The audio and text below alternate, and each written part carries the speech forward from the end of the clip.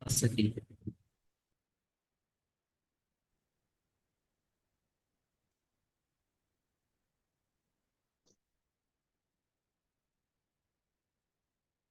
जी अस्सलाम वालेकुम। आप लोग काइंडली अपना वीडियोस बंद रखें, ये वीडियो क्लास नहीं है।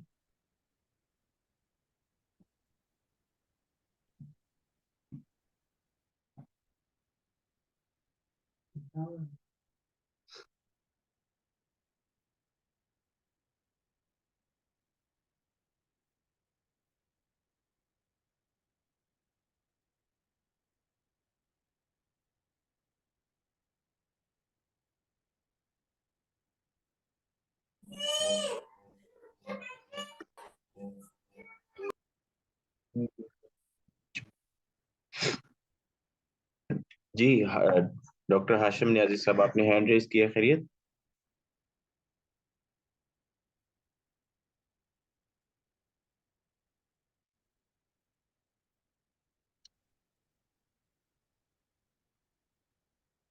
अस्सलाम वालेकुम। ऑनलाइन आवाज आ रही है मेरी? जी सर, आ रही है। सही वालेकुम है। अस्सलाम।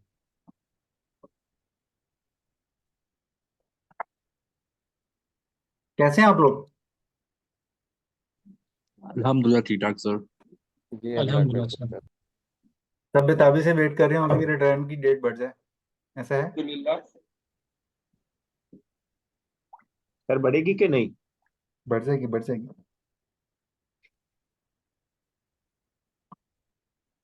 मतलब एक्सटेंशन ना फाइल करें? कर भी दें तो क्या है? لا لا ايه لا روان ذا شير بوزني قلت يقول لي ختميزي तो भाई साहब, आप माइक अपना बंद करके ओपन किया हुआ है माइक और घर में बैठे बातें कर रहे हैं। सर 2 मिनट तक स्टार्ट करते हैं। हसन सर, दो चलिए मिनट ठीक है। तक ऑफिशियली स्टार्ट करते हैं ओके। ताकि सारे पार्टिसिपेंट्स ज्वाइन कर लें, फिर हम सेशन स्टार्ट।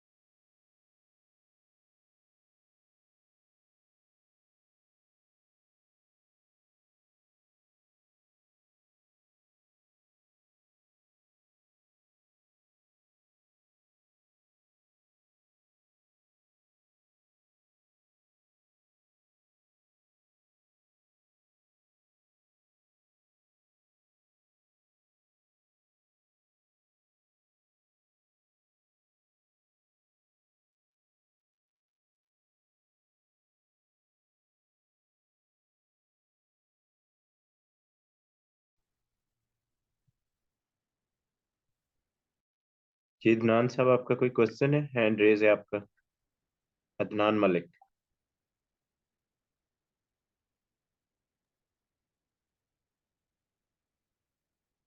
वालेकुम।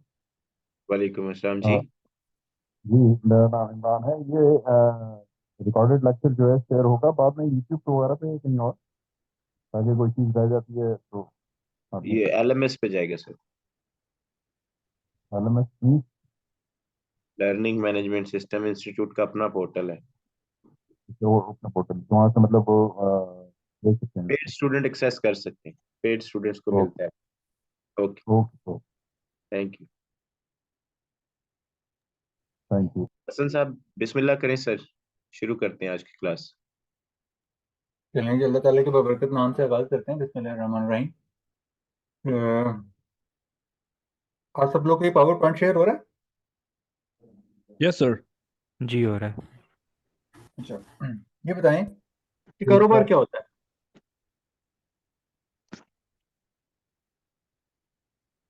कारोबार क्या होता है? किसी और की जेब का those पैसा अपनी जेब में डाल। activities very good. those activities which like we can say buying and selling both, that is mean sir कारोबार का मतलब मेरे हिसाब से कोई भी ऐसा काम जो कि उस जगह या उस टाइम के कानून के मुताबिक हो, जो मुनाफा कमाने की नीयत से हो, आई थिंक वो कारोबार है, वो बिजनेस है। बिल्कुल सही कहा कि जो उस वक्त नाफिज और अमल कानून के मुताबिक वैलिड बिजनेस हो, लॉफुल बिजनेस हो। सबसे पहले बिजनेस कोई भी एक्टिविटी जो कि लॉफुल एक्टिविटी हो, जो कि प्रॉफिट अर्न करने के लिए अर्न की जाए, उसे क्या कहते हैं? बिजनेस। बिजनेस। अच्छा, तो और अर्न अमाउंट को कानूनी तौर पे काम करने के कितने तरीके हैं? कारोबार करने के लिए हमारे पास कितने तरीके हैं? थ्री 3 तरीके हैं कानूनी तौर पे हमारे पास काम करने के लिए। 3 तरीके हैं। सबसे पहले जहाँ तो हम कारोबार कर सकते हैं सोल प्रोप्राइटर बना के।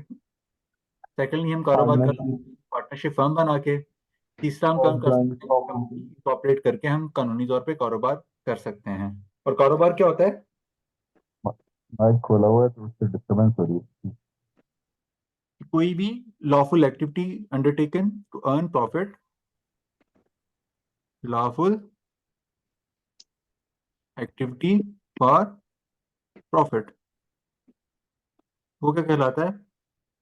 बिजनेस। और इसको करने के 3 तरीके। अच्छा, ये तो थे लीगल तरीके ना कारोबार करने के, हमने बात की। और इसके अलावा बाय नेचर कारोबार कितनी तरह का होता है?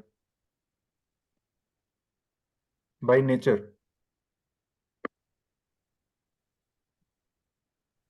सर दो टाइप के होते हैं ना, एक जी प्रोडक्ट दो टाइप के होते हैं। जी, एक होता है प्रोडक्ट इन गुड्स। दूसरा सर्विस।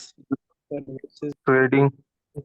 manufacturing दूसरे दूसरे सर्विसेज सर्विस होते हैं। सर्विस। या गुड हम services, मैन्युफैक्चर करते हैं, yes, या हम गुड मैन्युफैक्चर करते हैं, या उनको to sell out ट्रेड करते हैं। services. क्या करते हैं? जहाँ गुड्स को बना के बेचते हैं, जहाँ गुड्स को खरीद के आगे बेच देते हैं। तो कितनी तरह के ये तरीके हुए कारोबार करने के? 3 तरह के। एक मैन्युफैक्चरिंग, दूसरा ट्रेडिंग, और तीसरा सर्विस प्रोवाइडिंग, यानी सर्विसेज को रेंडर करना। इसके अलावा आपके जहन में कोई और कारोबार आ रहा है इन तीनों के अलावा? एक मिनट।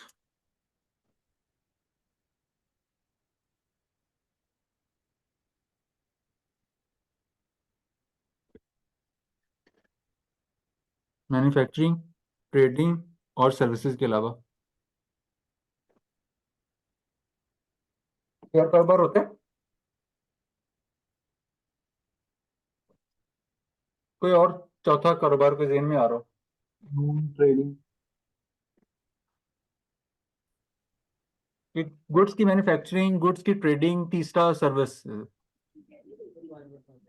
तो सर वो तो रिटेल्स होते हैं, वो भी उसमें प्रोडक्ट्स में आता है ना, रिटेलिंग जैसे क्या कि। करते हैं, एक जगह से गुड्स लेते हैं, दूसरी मार्केट में बेच देते हैं। गुड्स बनाते तो नहीं है ना, ट्रेडिंग कर रहे हैं ना sir What होटलिंग about the currency business? ये। What about the currency business? Currency में करेंसी एक्सचेंज लेते हैं, बेच देते हैं सर्विसेज। Oh, आप करेंसी प्रोड्यूस तो नहीं करते ना, मैन्युफैक्चर तो नहीं करते ना, जो उसको ट्रेड करते हैं। if we can take the example of cryptocurrency, then what we will say about it? Crypto currency में आप क्या करते हैं, उसको प्रोड्यूस करते हैं। वो तो लॉफुल ही Yes, नहीं है, पाकिस्तान में तो उसे ओरिजिनल कराया ही नहीं है। मतलब in other countries वो तो lawful है ना। हम तो पाकिस्तान का लॉ पढ़ने वाले हैं ना, अभी हम पाकिस्तान में बैठे हुए हैं। तो बाहर की बातें तो अभी दिल्ली हनूज रस वाली सिचुएशन है ना। Sir what about agriculture and fishing, इसमें तो ना ट्रेड आ रही है, ना सर्विस आ रही है, और ना ही मैन्युफैक्चरिंग। अच्छा, वो क्या करते, प्रोड्यूस नहीं करते? प्रोडक्शन है। No, that is not a raw product. Material को जी जी। दाने को एग्रीकल्चर को जमीन में बोते हैं, उसमें टाइम लगता है, टाइम बनने के बाद उसका आउटपुट निकलता है। क्या ये जो गुड बोते हैं बनता वैसे ही है? डिफरेंट हाँ, है ना? लेकिन इसको डिफरेंट आप प्रोसेस कैटेगराइज है ना। कैसे करेंगे? बिल्कुल मैन्युफैक्चरिंग में आएगा। ना, वी कांट मैन्युफैक्चर सीड्स। जी। हम सीड्स मैन्युफैक्चर तो नहीं करते, तो ये मैन्युफैक्चरिंग में तो नहीं, मेरा ख्याल है कैटेगराइज किया जा सकता। कहाँ कैटेगराइज करेंगे उन्हें? मैं यही तो पूछ रहा हूँ कि ये तो फोर्स टाइप बन गई हमारी। ये फोर्स टाइप कैसे बन गया? आप उसको रॉ मटेरियल, आपका रॉ मटेरियल सीड्स होता है और आपका आउटपुट क्या होता है? हार्वेस्ट होती है, प्रोड्यूस होती है उसकी। जो उसमें बिजनेस नहीं, में सीड सेल कर रहा है, वो अपने आप को कहाँ क्लासीफाई करेगा? वो सीड्स अगर बने बनाए एक जगह से लेता है, दूसरी जगह भी एक मार्केट से लेता है, दूसरी मार्केट में सीड्स बेच देता है, वो ट्रेडर है। नहीं, जो फर्स्ट सर कंपनी है जो सीड्स अरेंज कर रही है, जो फर्स्ट कंपनी है, उसको वो हम मैनु कहाँ? वो मैन्युफैक्चरर है। ठीक है, वो आप मैन्युफैक्चरिंग। देखिए, जो आप खरीदते हैं क्या चीज वही बेचते हैं। अगर आप वही बेचते हैं तो आप ट्रेडर हैं। जो चीज आप खरीदते हैं और बाद में उसमें प्रोसेसिंग करके उसका आउटपुट फिनिश गुड्स बना के बेचते हैं तो आप सर मैन्युफैक्चरर हैं। इसमें सर मैं बताता हूँ, सर्विसेज लेके आप एक चीज़ को मैन्युफैक्चर कर रहे हैं। यानी आप एक एंड से सीड्स ले परचेज कर रहे हैं, उसकी सर्विसेज ले रहे हैं, और एक तरफ से आप फिश जो है, फिश इंडस्ट्री के अंदर उसको मैन्युफैक्चर, यानी फिश इसको मैन्युफैक्चरिंग के अंदर भी लेके आएंगे और ट्रेडिंग के अंदर भी लेके आएंगे। मेरा पॉइंट ऑफ व्यू ये है। हाँ, तो चौथी तरह का बिजनेस कौन सा हुआ? आज तो किसी इंसानी दिमाग ने चौथी तरह का कारोबार नहीं सोचा। सोचा हुआ है सर। कौन सा? जो सर क्लास में बताया था एक भाई ने। अच्छा, मजे की बात बताऊं? जी बताइएगा। है तो जो कि मैं क्लास में था तो उसने पूछा कि सर ट्रेडर कौन होते हैं? मैं कहा ये जो एक मार्केट से गुड्स खरीदते हैं दूसरी मार्केट में बेच देते हैं, जैसे कि मैं कहा ये गली में सिगरेट वाला। तो वो कहता सर वो, मैंने कहा वो सिगरेट बनाता थोड़ी है, वो मतलब बेचता है, एक जगह से लेता है, एक मार्केट से लेता है और आपको यहाँ पे मार्केट में बेच देता है। तो वो आगे से स्टूडेंट कहता नहीं नहीं सर वो बनाता भी है। तो फिर मैंने कहा वो फिर ट्रेडर नहीं, साथ वो मैन्युफैक्चरर भी है। बिल्कुल सही कह रहे हैं आप। उसने कहा वो सिगरेट खोखे वाला, गली के खोखे पे सिगरेट वाला स्टॉल लगा के बैठा हो, कहता सर वो सिगरेट बनाता भी है। वो सिगरेट खरीद के बेचता नहीं है बल्कि सिगरेट बनाता भी है, तो इसलिए वो क्या है, मैन्युफैक्चरर है। मैंने कहा ठीक है, अगर वो भी सिगरेट बनाता है तो फिर वो मैन्युफैक्चरर है। सर वो हाथ से सिगरेट बनाया नहीं करते थे, वो K2 वाले जो थे, वो दुकानों पे बैठ के बनाते थे जो पहले बिका करते थे, वो हाथ से बनते थे सिगरेट। नहीं सर, वो दूसरे सिगरेट की बात कर रहे हैं, जो सिगरेट को निकाल के भर वो भर भी, अब वो अब इस फोरम के ऊपर हम खुल के तो बात नहीं कर सकते ना, अभी जी तो जी उसको जी जी। मॉडिफाइड तरीके से बात करेंगे जरा। सही है। तो अभी हम क्या पढ़ेंगे, पहले देखेंगे कि मैं सोल प्रोप्राइटरशिप क्या होती है। एक बंदा, वन मैन आर्मी, क्या कर रहा है? उसी की जेब, उसी का दिमाग, किसी से प्रॉफिट शेयर करने की जरूरत नहीं है, जो कमाया अपना। कोई लाइबिलिटी, अनलिमिटेड लाइबिलिटी नहीं है, कोई स्पेसिफिक लीगल फॉर्मेलिटी नहीं फुल करनी, सिर्फ और सिर्फ क्या करना है इसको बनाने के लिए, सिर्फ और सिर्फ बनाने के लिए क्या करना है, अपने एनटीएन के ऊपर सिर्फ बिजनेस नेम ऐड करना है।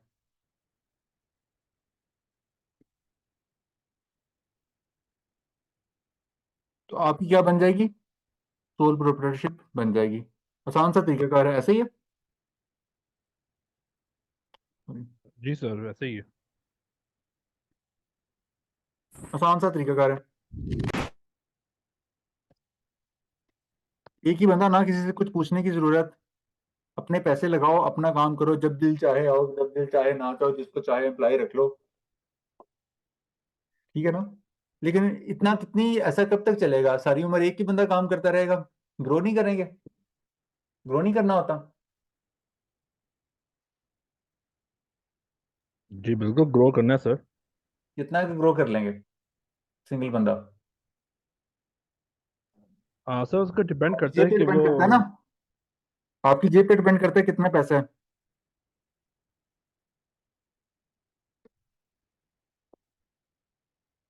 बैंक वाले भी पैसे इंडिविजुअल को देने से थोड़ा घबराते हैं। बहुत बड़ा कॉन्ट्रैक्ट होता है तो वो कहते हैं कि जी हमने सोल प्रोप्राइटरशिप को तो देना ही नहीं है। बंदे का आता पता ही ना हो कल को क्या करेंगे। ये मुश्किलात आती हैं ना इसके साथ। Yes sir. एक बंदा बाज़ औक़ात माइंड उसका थक भी जाता है सारा दिन काम काम कर करके।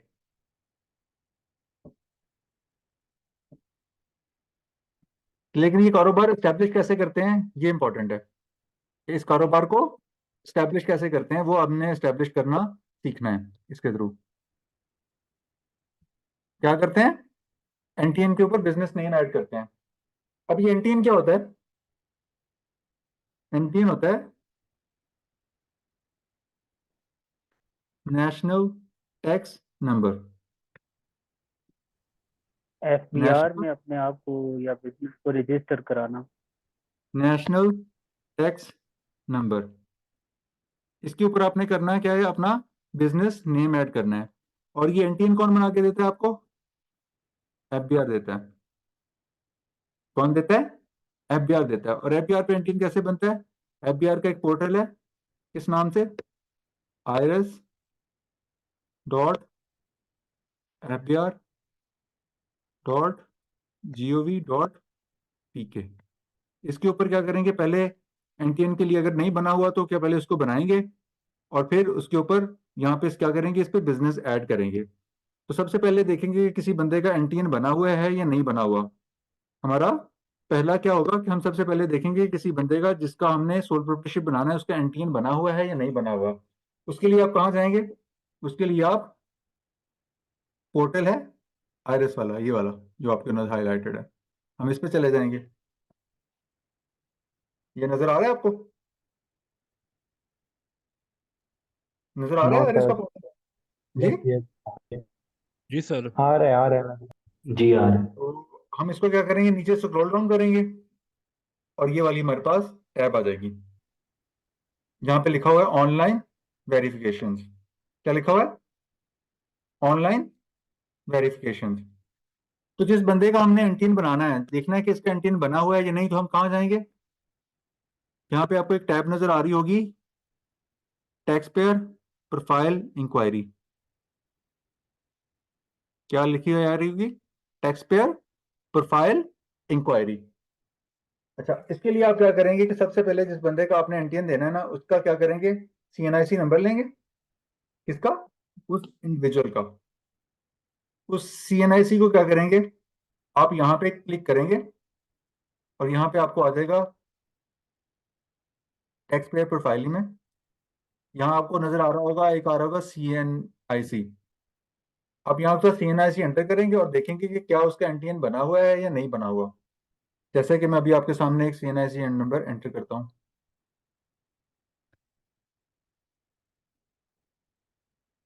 और आप ये कैप्चा एंटर करेंगे 038।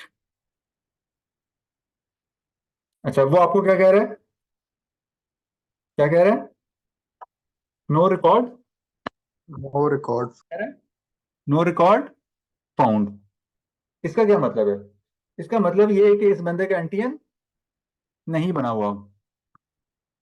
इस बंदे का एफबीआर के पास एनटीएन नहीं बना हुआ। जहां क्या लिखा हुआ है, सर्च, इस सर्च के नतीजे में जो जो हमने टैब किया, इसको सर्च किया यहां से जाके यहाँ पे, और नतीजतन हमारे पास क्या आया, नो रिकॉर्ड फाउंड। और नो रिकॉर्ड फाउंड के नतीजे में अगर हमें पता चले तो इसका मतलब क्या है, इसका क्या मतलब है कि नहीं है उस पर बना। उसका एनटीएन नहीं बना हुआ। तो हम उसका क्या करेंगे, एनटीएन बनाएंगे। क्या करेंगे, उसका एनटीएन बनाएंगे। अच्छा, एंटीना बनाने के लिए क्या करेंगे, आप वापस इसको क्या करेंगे, ऊपर स्क्रॉल करेंगे, ये आपको ये वाला टैब नजर आ रहा होगा। सर ये पैरामीटर टाइप्स के हवाले से जरा समझा दें।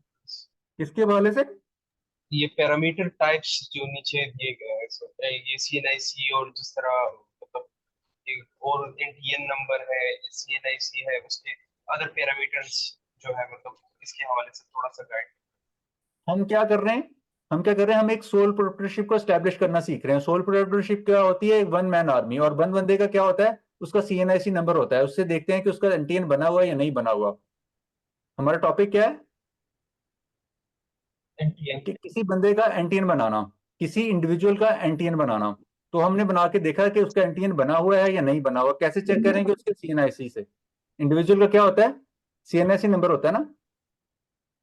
तो अभी जो मैं, मेरे साथ चले, बाकी अगर मुझे उसकी जरूरत होती तो मैं आपको वहीं पे एक्सप्लेन कर देता, अगर वो हमारे से रेलिवेंट होता तो। आगे चल के इन पे बात होगी, आगे चल के उन पे जब उनकी रेलिवेंसी आएगी तो उन पे बात होगी, लेकिन अभी हमारी रेलिवेंसी किसके साथ है? सीएनआईसी के साथ। Okay sure. तो अब हम क्या करेंगे? हमने देखा कि उस पर्सन का, जिसका हमें भी एनटीएन देखा, चेक किया, कि उसका एनटीएन में आ रहा था, हमें शो हो रहा था नो रिकॉर्ड फाउंड, मतलब उसका एनटीएन नहीं बना हुआ। तो अब उसका हमारे पास, अब हमने करना क्या है कि उसका एनटीएन बनाना है। एनटीएन बनाना है, तो एनटीएन बनाने के लिए आप इसी आईरेफ पोर्टल पे ऊपर आएंगे तो आपको ये वाला टैब नजर आएगा, ये वाला एरिया नजर आएगा। नजर आ रहा है? अच्छा, इस टैब में भी आपने मोर पर्टिकुलरली एंटीन बनाने के लिए क्या करना है? जिस बंदे का नो रिकॉर्ड फाउंड, अभी हम कौन सा एरिया देख रहे हैं? No record found. और उसके लिए हम क्या कर रहे हैं? और उसके लिए हम क्या कर रहे हैं? एंटीएन जनरेट कर रहे हैं। और उसके लिए हम कहाँ गए? इस एरिया में। और इस एरिया में भी मोर पर्टिकुलरली कहाँ गए? कहाँ जाना है? New registration. न्यू रजिस्ट्रेशन में जाना है। अच्छा, लेकिन न्यू रजिस्ट्रेशन में जाएंगे तो उसके लिए हमें क्या डॉक्यूमेंट बनाना चाहिए? हमारे पास क्या डॉक्यूमेंट होने चाहिए? हमें उस पर्सन का सीएनआईसी नंबर होना चाहिए हमारे पास। क्या होना चाहिए? सीएनआईसी नंबर होना चाहिए, या उसकी कॉपी हो जिसमें उसका एड्रेस वगैरह हो, उसकी डिटेल आ रही हो, सीएनआईसी कॉपी। चलें।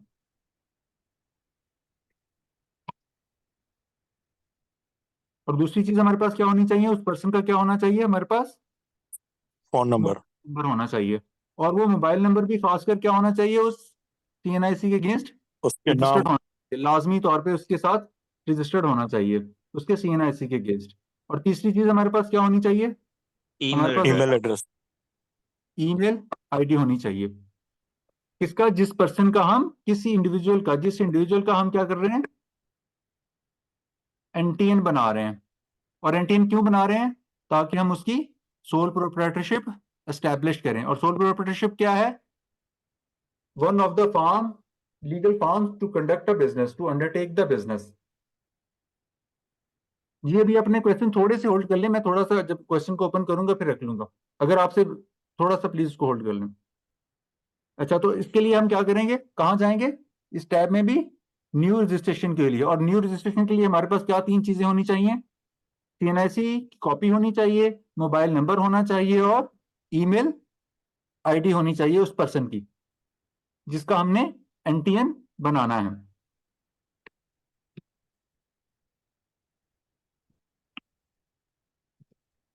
मैं इस पर क्लिक करूंगा न्यू रजिस्ट्रेशन के ऊपर, तो ये मुझे इस तरह के टैब में ले जाएगा। अच्छा, अब यहाँ पे ना उसकी कोई चीज फिल करनी है, उसकी जो पर्टिकुलर पैरामीटर्स फिल करने हैं। तो यहाँ पे जब फिल करने जाएंगे तो आपको ना इस तरह के टैब्स मिलेंगे। इस टैब्स में ना कुछ बातों का ख्याल रखिएगा। देखिए, जिस जिस टैब के सामने ना ये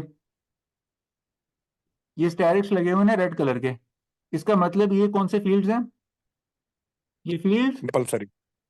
मैंडेटरी हैं। हाँ कंपल्सरी सर। मैंडेटरी हैं, इनको फिल करना लाजमी है। और कुछ हैं जिनके सामने कुछ नहीं लिखा हुआ, और ये इनको फिल करना मैंडेटरी नहीं है, बल्कि ये अगर है तो एंटर कर दें, अदरवाइज कोई लाजमी नहीं है। ये क्या है?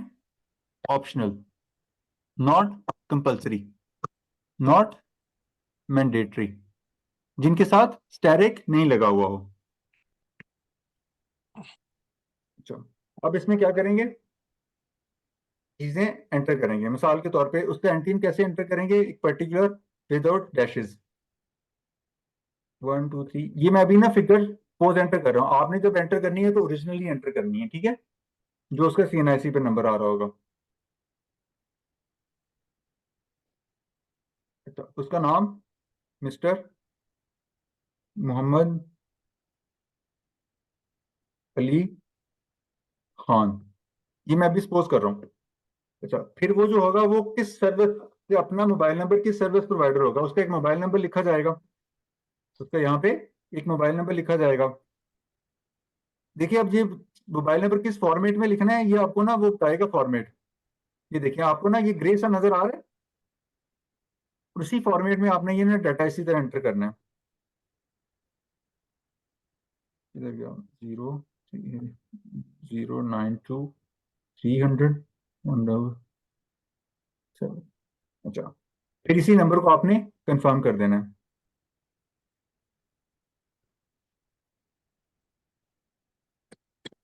अच्छा, अब आप ये देखिए कि जब आप इस पे जाते हैं ना कि ये जो मोबाइल नंबर है ये कौन सी नेटवर्क सर्विस इस्तेमाल कर रहा है, क्या कर रहा है, ये कौन सी नेटवर्क सर्विस इस्तेमाल कर रहा है।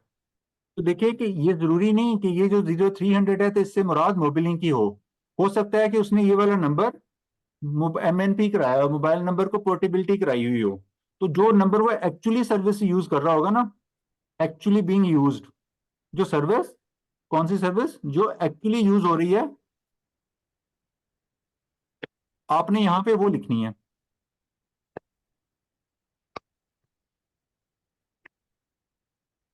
अगर वो 0300 नंबर को उसने किसी और नेटवर्क पे पोर्टेबल कराया हुआ है टेलीनॉर पे, तो फिर आपने टेलीनॉर लिखना है। अदरवाइज अगर वो 0300 का नंबर कोड इस्तेमाल कर रहा है और वो मोबिलिंग की सर्विस ही इस्तेमाल कर रहा है, तो फिर आपने मोबिलिंग सेलेक्ट कर लेनी है।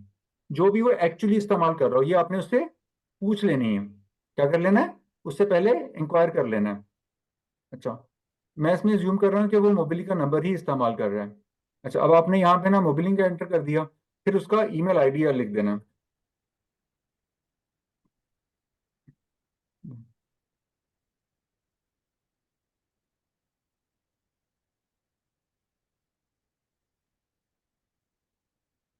और इसको यहाँ पे रिपीट कर देना है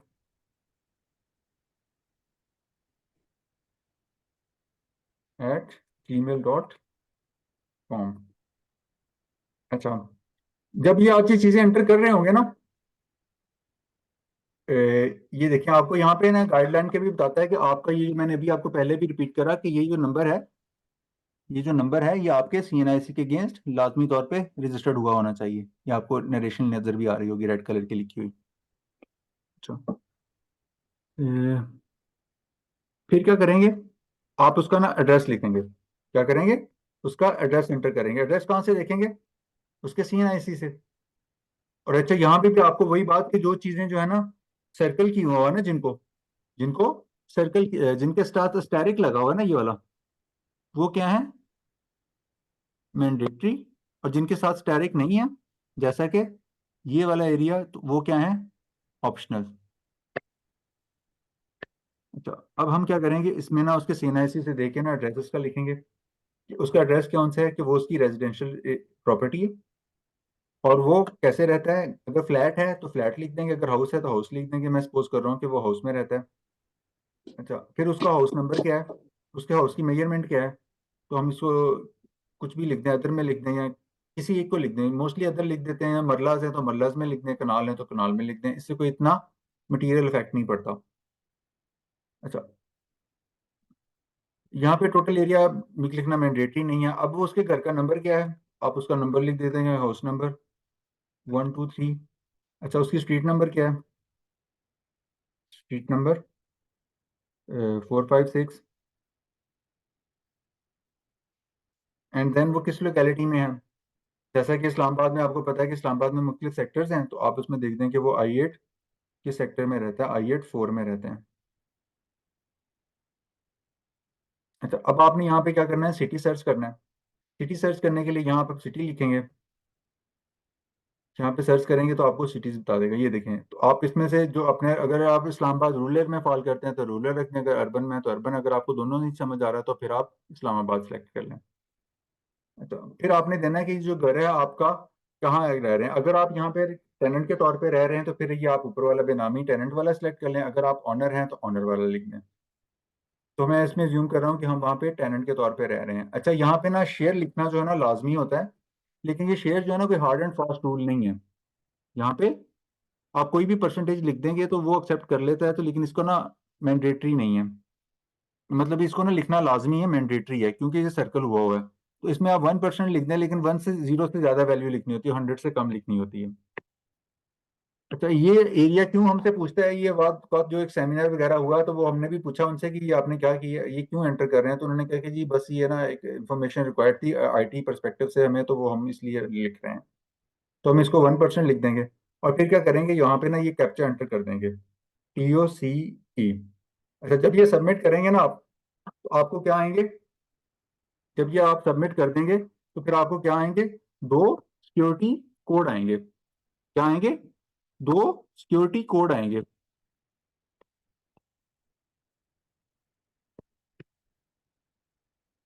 एक आएगा आपको ईमेल के ऊपर और एक आएगा मोबाइल के ऊपर।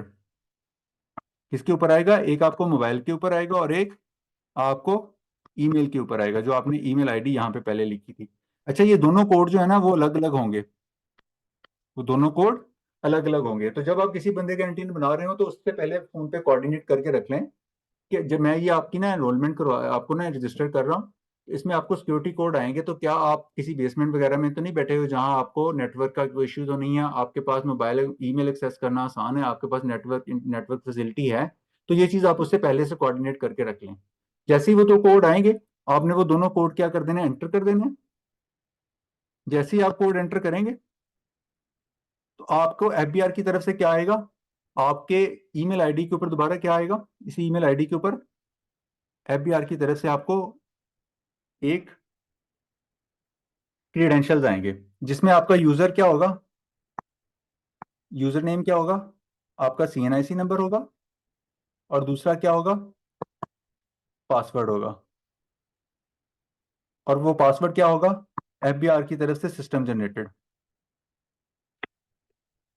क्या आएगा आपको बाद में, एफबीआर की तरफ से सिस्टम जनरेटेड पासवर्ड आएगा।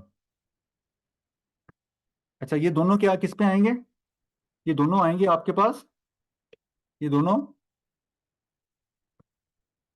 ये और सिस्टम जनरेट, सॉरी, ये दोनों क्या आएंगे, यूजर नेम और पासवर्ड आपको किस पे आएंगे, ईमेल पे भी आएंगे और मोबाइल नंबर पे भी आएंगे, दोनों पे आएंगे। ईमेल पे भी आएंगे और मोबाइल नंबर पे भी होंगे। जब ये दोनों आएंगे तो ये दोनों सेम होंगे। पहले जो सिक्योरिटी कोड होंगे वो अलग अलग होंगे, जबकि ये क्या होंगे, जो यूजर आईडी क्रीडेंशियल्स आएंगे ये सेम होंगे। ये कब आएंगे, जब आप अपना सिक्योरिटी कोड एंटर कर देंगे। क्या कर देंगे, सिक्योरिटी कोड एंटर कर देंगे। जब आप अपना सिक्योरिटी कोड एंटर कर देंगे ना, तो फिर आप क्या करेंगे, फिर आप दोबारा जाके क्या करेंगे, आप एफबीआर की प्रोफाइल पे वापस जाएंगे। कहाँ जाएंगे, एफबीआर की प्रोफाइल पे वापस जाएंगे, और ये देखें आप एफबीआर वाली प्रोफाइल पे वापस जाएंगे और यहाँ पे क्या करेंगे, टैक्स पेयर प्रोफाइल इंक्वायरी करेंगे। अब जब आपने वो प्रोसेस कंप्लीट कर लिया होगा, तो आप क्या करेंगे, यहाँ पे किसी पर्सन का नाम लिखेंगे और उसका सीएनआईसी नंबर एंटर करेंगे। जैसे कि मैं अभी एक बंदे का एंटर करता हूँ,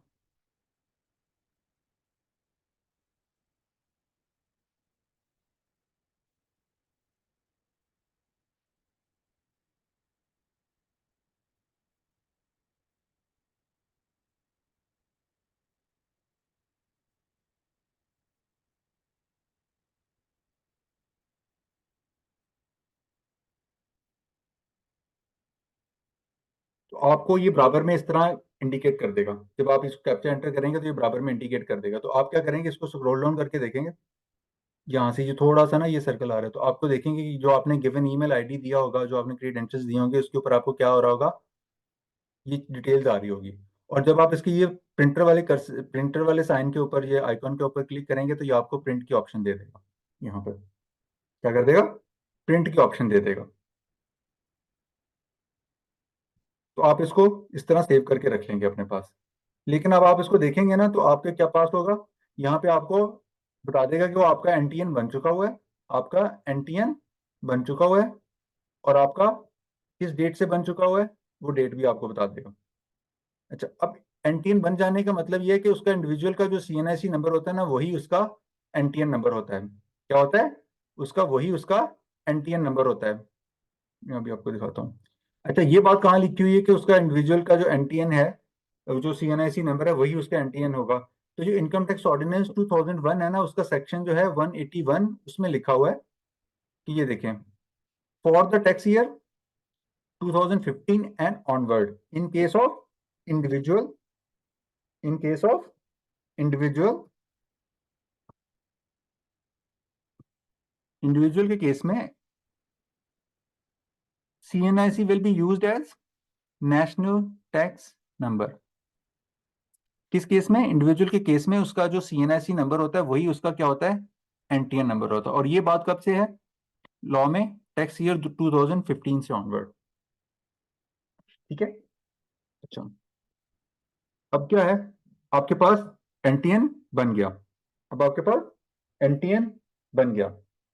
ये आपने कहां से बनाया? ये NTN आपने कैसे बनाया? जब आपको पता चला कि न्यू रिकॉर्ड फाउंड नहीं था, कि कोई इसका NTN पहले से नहीं बना हुआ था। आप किस टैब के ऊपर, इसमें किस टैब के ऊपर गए थे? मोर पर्टिकुलरली इस टैब के ऊपर, जब हमने न्यू रजिस्ट्रेशन करी थी, जब हमारे पास क्या था? नो रिकॉर्ड फाउंड, और उसके बाद हमने उसकी रजिस्ट्रेशन प्रोसेस की थी, जो भी मैंने पिछले प्रोसेस में करके आया था। इस नतीजे में आप किसके पास गए थे? न्यू रजिस्ट्रेशन के ऊपर।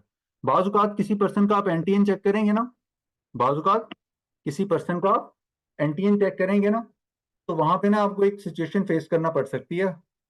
वो वाली क्या होती है सिचुएशन, मैं अभी आपको बताता हूँ। अच्छा, बाजुकात ना आप क्या करेंगे, किसी NTN पे जाएंगे, किसी पर्सन का NTN सर्च करेंगे, और आपको इस तरह का उसकी प्रोफाइल जब आप प्रिंट करेंगे तो आपको उसकी प्रोफाइल में इस तरह का सिनेरियो मिलेगा। अच्छा, ये सिनेरियो क्या है? कि आपको उस पर्सन की NTN तो बना हुआ है, उस पर्सन का NTN तो बना हुआ है, उस पर्सन का NTN भी बना हुआ है, और कब डेट से बना हुआ है उसकी डेट भी लिखी हुई आ रही होगी। अच्छा, और उसमें लिखा हुआ है कि उसकी रजिस्ट्रेशन का स्टेटस क्या है इनकम टैक्स में? एक्टिव। क्या लिखा हुआ आ रहा है? इनकम टैक्स में उसका स्टेटस क्या है? एक्टिव। अच्छा, ये जो रजिस्ट्रेशन का स्टेटस है ना, इसमें आगे लिखा हुआ है एक्टिव, तो इसमें से आपने ना इस मुकालते में नहीं रह जाना कि ये ATL में भी लिस्टेड है, ATL लिस्ट में भी शामिल है। ये एक्टिव टैक्स पेयर लिस्ट में इससे मुराद बिल्कुल भी नहीं है। यहाँ पे जो बात लिखी हुई है, ये मैं अभी इसको रेड कर रहा हूँ, ये जो बात मैं आपके सामने रेड कर रहा हूँ, इससे हरगज मुराद नहीं है कि वो बंदा जिसके नाम के साथ यहाँ से आप सर्च किया और आपको पता लगे कि उसकी इनकम टैक्स रिलेशन में है, कि वो लाजमी तौर पे ATL में भी ही वो एक्टिव है, ATL लिस्ट में भी उसका नाम शामिल है। इससे हरगज मुराद ऐसी नहीं है। ये सिर्फ और सिर्फ आपको क्या बताता है कि उसका रजिस्ट्रेशन का स्टेटस क्या है। क्या बताता है? उस पर्सन की सिर्फ और सिर्फ रजिस्ट्रेशन का स्टेटस बताता है, ये नहीं बताता। ये आपको बिल्कुल, आपने इससे ये मुराद बिल्कुल भी नहीं ले लेनी कि ये यहाँ पे अगर एक्टिव लिखा हुआ तो इसका मतलब हो कि वो ATL में एक्टिव है। ऐसा नहीं है। यहाँ ये एक्टिव का मतलब ये है कि आपकी रजिस्ट्रेशन का स्टेटस क्या है, वो एक्टिव है। ओके, एक बात और। अच्छा, अब आपको यहाँ पे जो दूसरी अनोमली, जो अजीब चीज मिलेगी ना, वो ये देखें। वो आपको यहाँ पे क्या मिलेगी कि आपने NTN भी बन गया हुआ है, NTN भी बन गया हुआ है, लेकिन आपका ईमेल आईडी नहीं है यहाँ पे लिखा हुआ। आपके सेल के सामने भी स्टैरिक लिखे हुए आ रहे हैं, जिसके नतीजे में क्या हो सकता है? हो सकता है कि आपके पास FBR वाला यूजर आईडी और पासवर्ड आपके पास नहीं होगा। ये आपके पास यूजर आईडी जो कि IRS पे लॉगिन करने के लिए रिक्वायर्ड होगा, वो हमारे पास नहीं होगा। ये सिचुएशन आपको कब फेस करनी पड़ सकती है? ये ऐसा हो सकता है कि बाज़ औक़ात आपने कोई ट्रांजैक्शन करी, कोई ऐसी बिजनेस ट्रांजैक्शन करी या कोई और एक्टिविटी करी, जिसके नतीजे में FBR के पास इंफॉर्मेशन गई, और इंफॉर्मेशन में उसको पता चला कि इस पर्सन को NTN, इसको इनकम टैक्स में रजिस्ट्रेशन होना चाहिए था। क्या होना चाहिए था? इनकम टैक्स में रजिस्ट्रेशन होना चाहिए था। तो इनकम टैक्स लॉ में कमिश्नर को ये पावर दी हुई है कि वो किसी भी बंदे को जिसको उसको लगे कि उसके पास फैक्ट्स आए हैं, उसके पास क्या आए हैं? फैक्ट्स आए हैं, जिससे ये लगता है कि इस बंदे को रजिस्टर्ड होना चाहिए था। उसको ये कैसे लगा? उसके पास कुछ ऐसे फैक्ट्स आए हैं जिसके नतीजे में पता लगा कि इस पर्सन को क्या होना चाहिए? सेल इनकम टैक्स में रजिस्टर्ड होना चाहिए। तो वो कमिश्नर क्या कर सकता है? उसको रजिस्टर कर सकता है, उसको कंपल्सरी रजिस्टर कर लेता है इस नतीजे में। अच्छा, ये जो उसको कैसे पता चलता है कि ये नेसेसिटेटेड फैक्ट्स कौन से होते हैं? नेसेसिटेटेड फैक्ट्स ऐसे होते हैं कि जैसे कि आपने मिसाल के तौर पे आपने इंटरनेशनल, आपने कोई ट्रैवल किया, हज उम्रे के लिए गए, आपने कोई बाइक खरीदी, आपने कोई प्रॉपर्टी की ट्रांजैक्शन करी, आपने कोई बैंक अकाउंट खोला जिसमें आपको कोई प्रॉफिट आया। तो ये सारे फैक्ट्स क्या हैं? ये चीजें जो है ना, फैक्ट उसको पता चलती हैं, तो वो उसके नतीजे में ये एक्शन लेता है कि इस टैक्स पेयर को ना रजिस्टर, उस इंडिविजुअल को as a tax payer register कर लेता है, और उसका CNIC जो होता है वो उसका NTN बन जाता है। अच्छा, अब ये FBR को ये चीजें कहाँ से मिलती हैं? अच्छा, एफबीआर का जो सिस्टम है ना, ये काफी सारी चीजें जो है ना लिंक की हुई हैं उसके साथ। वो काफी डिफरेंट सोर्सेज से ना उस इंडिविजुअल का डाटा सीएनआईसी के अगेंस्ट इकट्ठा कर रहा होता है। मिसाल के तौर पर किसी ने गाड़ी ली है ना, तो वो एक्साइज एंड टैक्सेशन वाले क्या होते हैं, वो उनको ऑब्लिगेशन है कि वो कुछ डाटा जो है ना उनको ट्रांसफर कर रहे होते हैं एफबीआर वाले। इस तरह बैंक्स वाले भी हैं, उनका सिस्टम से वो डाटा फैच कर रहा होता है लॉ के मुताबिक। तो उसको इस तरह फैक्ट्स पता चल रहे होते हैं कि किसी इंडिविजुअल के नाम पे ये ट्रांजेक्शन हुई हैं उसके एनटीएन के अगेंस्ट। तो उस सीएनआईसी के अगेंस्ट, उस सीएनआईसी के लिए लिहाजा उस पर्सन को क्या होना चाहिए, एंटी उसका पर्सन को रजिस्टर होना चाहिए। तो वो उस पर्सन की जैसे उसके पास मालूमात आती हैं तो वो उस पर्सन को क्या कर लेते हैं, इस तरह रजिस्टर कर लेते हैं इस प्रोविजन के मुताबिक। और जब लेकिन उनके पास उसका ईमेल आईडी और मोबाइल नंबर नहीं होता, जिसके नतीजे में क्या होता है, हमें इस सिचुएशन का सामना करना पड़ सकता है। क्या करना पड़ सकता है? इस सिचुएशन का सामना करना पड़ सकता है। जब हमें इस सिचुएशन का सामना करना पड़े, ऐसी सिचुएशन का, तो हम क्या करेंगे, सॉरी, अच्छा, अब इस सूरत में हमने क्या करना है, अपना पासवर्ड और लॉगिन आईडी रिट्रीव करना है। जब हमारे पास क्या आ रहा हो, जब टैक्स पेयर प्रोफाइल में ना हमारा ईमेल आईडी ना आ रहा हो और ना हमारे पास सेल नंबर आ रहा हो, तो इसमें हम क्या करेंगे इस सूरत में,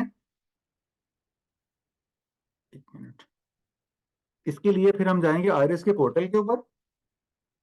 क्या करेंगे, आईरिस के पोर्टल पे जाएंगे और किस टैब में जाएंगे, अब हम न्यू रजिस्ट्रेशन वाली टैब में नहीं जाएंगे, बल्कि इस टैब में किस में से जाएंगे, डिफरेंट वाली टैब में। वो वाली टैब कौन सी होगी, ई एनरोलमेंट वाली टैब। कौन सी टैब, ई एनरोलमेंट वाली टैब। अब हम ई एनरोलमेंट वाली टैब में जाएंगे और उसके क्रेडेंशियल्स लिखेंगे। इस तरह हम अपना क्या कर सकते हैं, ई एनरोलमेंट करेंगे। अच्छा, अब ई एनरोलमेंट के लिए भी वही तरीकाकार कि आप जो है ना पहले उसका सीएनआईसी नंबर लिखेंगे। अच्छा, अब आपसे वो नाम नहीं पूछता क्योंकि उसका नाम उसने पहले से लिया हुआ है। आप इस तरह उसका सर्विस प्रोवाइडर में उसका नंबर लिखेंगे, जो मोबाइल नंबर यहाँ पे नहीं आ रहा था, और उसकी सर्विस सेलेक्ट करेंगे।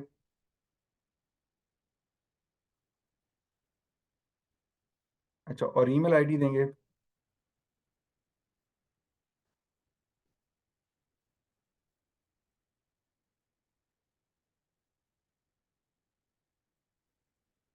और इसको यहाँ पे रिपीट करेंगे।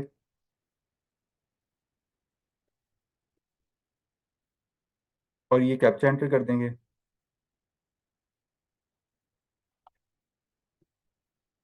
जब ये आप चीजें सबमिट करेंगे तो फिर आपके पास क्या आएगा, एफबीआर की तरफ से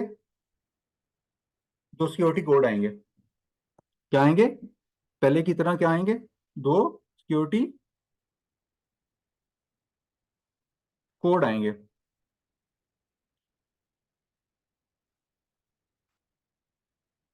दो सेपरेट सिक्योरिटी कोड आएंगे। एक आपके मोबाइल नंबर पे आएगा और दूसरा आपके ईमेल आईडी पे आएगा। तो वो कोड आप एंटर करेंगे तो फिर एफबीआर की तरफ से आपको लॉगिन आईडी एंड क्रेडेंशियल्स मिल जाएंगे। ये पास करने के बाद फिर आपको उसका पासवर्ड और यूजर नेम, जो आपका सीएनआईसी नंबर होगा, यूजर आईडी, ये एफबीआर की तरफ से आपको आ जाएंगे जब आप क्या करेंगे, ये दोनों चीजें एंटर करेंगे, सिक्योरिटी कोड एंटर करेंगे। अच्छा, अब इसमें ना एक बात का थोड़ा सा ख्याल रखिएगा कि होता ये है कि बाज़ औक़ात ना आपके ना ईमेल पे मैसेज आ जाता है, मोबाइल पे मैसेज नहीं आता। क्या होता है, ईमेल पे मैसेज आ जाता है तो मोबाइल पे मैसेज नहीं आता। तो इस सूरत में आपने क्या करना है कि आपने कहना है कि आप जो जो गिवन मोबाइल नंबर है ना, इसमें से आपने ना इसके मैसेज ऑप्शन में जाना है और वहां पे MSG लिख के ना 9966 पे क्या कर देना है, मैसेज कर देना है। 9966 पे क्या कर देना है, मैसेज कर देना है। तो इस सूरत में आपको सिक्योरिटी कोड में बाज का डिले आ जाता है, तो वो सिक्योरिटी कोड इस तरह रिट्रीव हो जाता है जब आपको ये मोबाइल पे ना आ रहा हो। इस सूरत में आपने ऐसे जाना, इस तरह आपकी ई एनरोलमेंट हो जाएगी। ठीक है, ये सिचुएशन आपको कब मिलेगी, जब आपका एनटीएन जो है, आपका एनटीएन क्रिएट कर दिया होगा एफबीआर ने by by necessitated by certain facts. इस तरह ये दो आपने सिनेरियोज देखें कि आपने किस सिनेरियो में जो है आपने ये आपने इस टैब में जाने से पहले आपने टैक्स पेयर प्रोफाइल इंक्वायरी में जाना है, और दो सूरतें होंगी जब आपको क्या करना पड़ेगा, कब आपने ई एनरोलमेंट में जाना है और कब आपने दूसरी सिचुएशन में कब आपने न्यू रजिस्ट्रेशन में जाना है। जी क्वेश्चंस थे दो, जी बताइए। जी मेरा एक सवाल है कि जी अगर आपके मोबाइल और ईमेल ऑलरेडी रजिस्टर्ड हो और आप जी उसको चेंज करना चाहते हो तो उसका क्या तरीक़ेकार है? ऑलरेडी क्या हो? ऑलरेडी अगर रजिस्टर्ड हो आपका मोबाइल नंबर, लेकिन अब आप मोबाइल नंबर चेंज करना चाहते हो तो उसका तरीक़ेकार क्या होगा? तो आप अपनी प्रोफाइल में जाके उसको अपडेट कर लें। अगर अपडेट नहीं हो रहा तो फिर आपको जो आपका कंसर्न आरटीओ ऑफिस है ना, वहाँ पे एक ऑफिस होता है लोकल रजिस्ट्रेशन ऑफिस, वहाँ पे जाके आपको उनको बताना पड़ेगा, फिर वो आपको अपडेट कर देंगे। ठीक, थैंक यू। जी जी। और सलामकुम सर। जी वालेकुम सलाम। सर सॉरी, मुझे जानना है कि ई एनरोलमेंट का क्या पर्पज़ है, ये हमने क्यों किया है? जी बताता हूँ। ई एनरोलमेंट का पर्पज ये है कि हमने ये आपको टैब दिखाई कि सिचुएशन बाजुकात आप किसी टैक्स पेयर को सर्च करेंगे ना एनटीएन इंक्वायरी में, तो आपको ऐसी सिचुएशन मिलेगी जहां आपके ईमेल के सामने आपका ईमेल आईडी नहीं आ रहा होगा और सेल नंबर के सामने आपका सेल नंबर नहीं आ रहा होगा। उस सूरत में हमने कहाँ जाना है? ई एनरोलमेंट के ऊपर।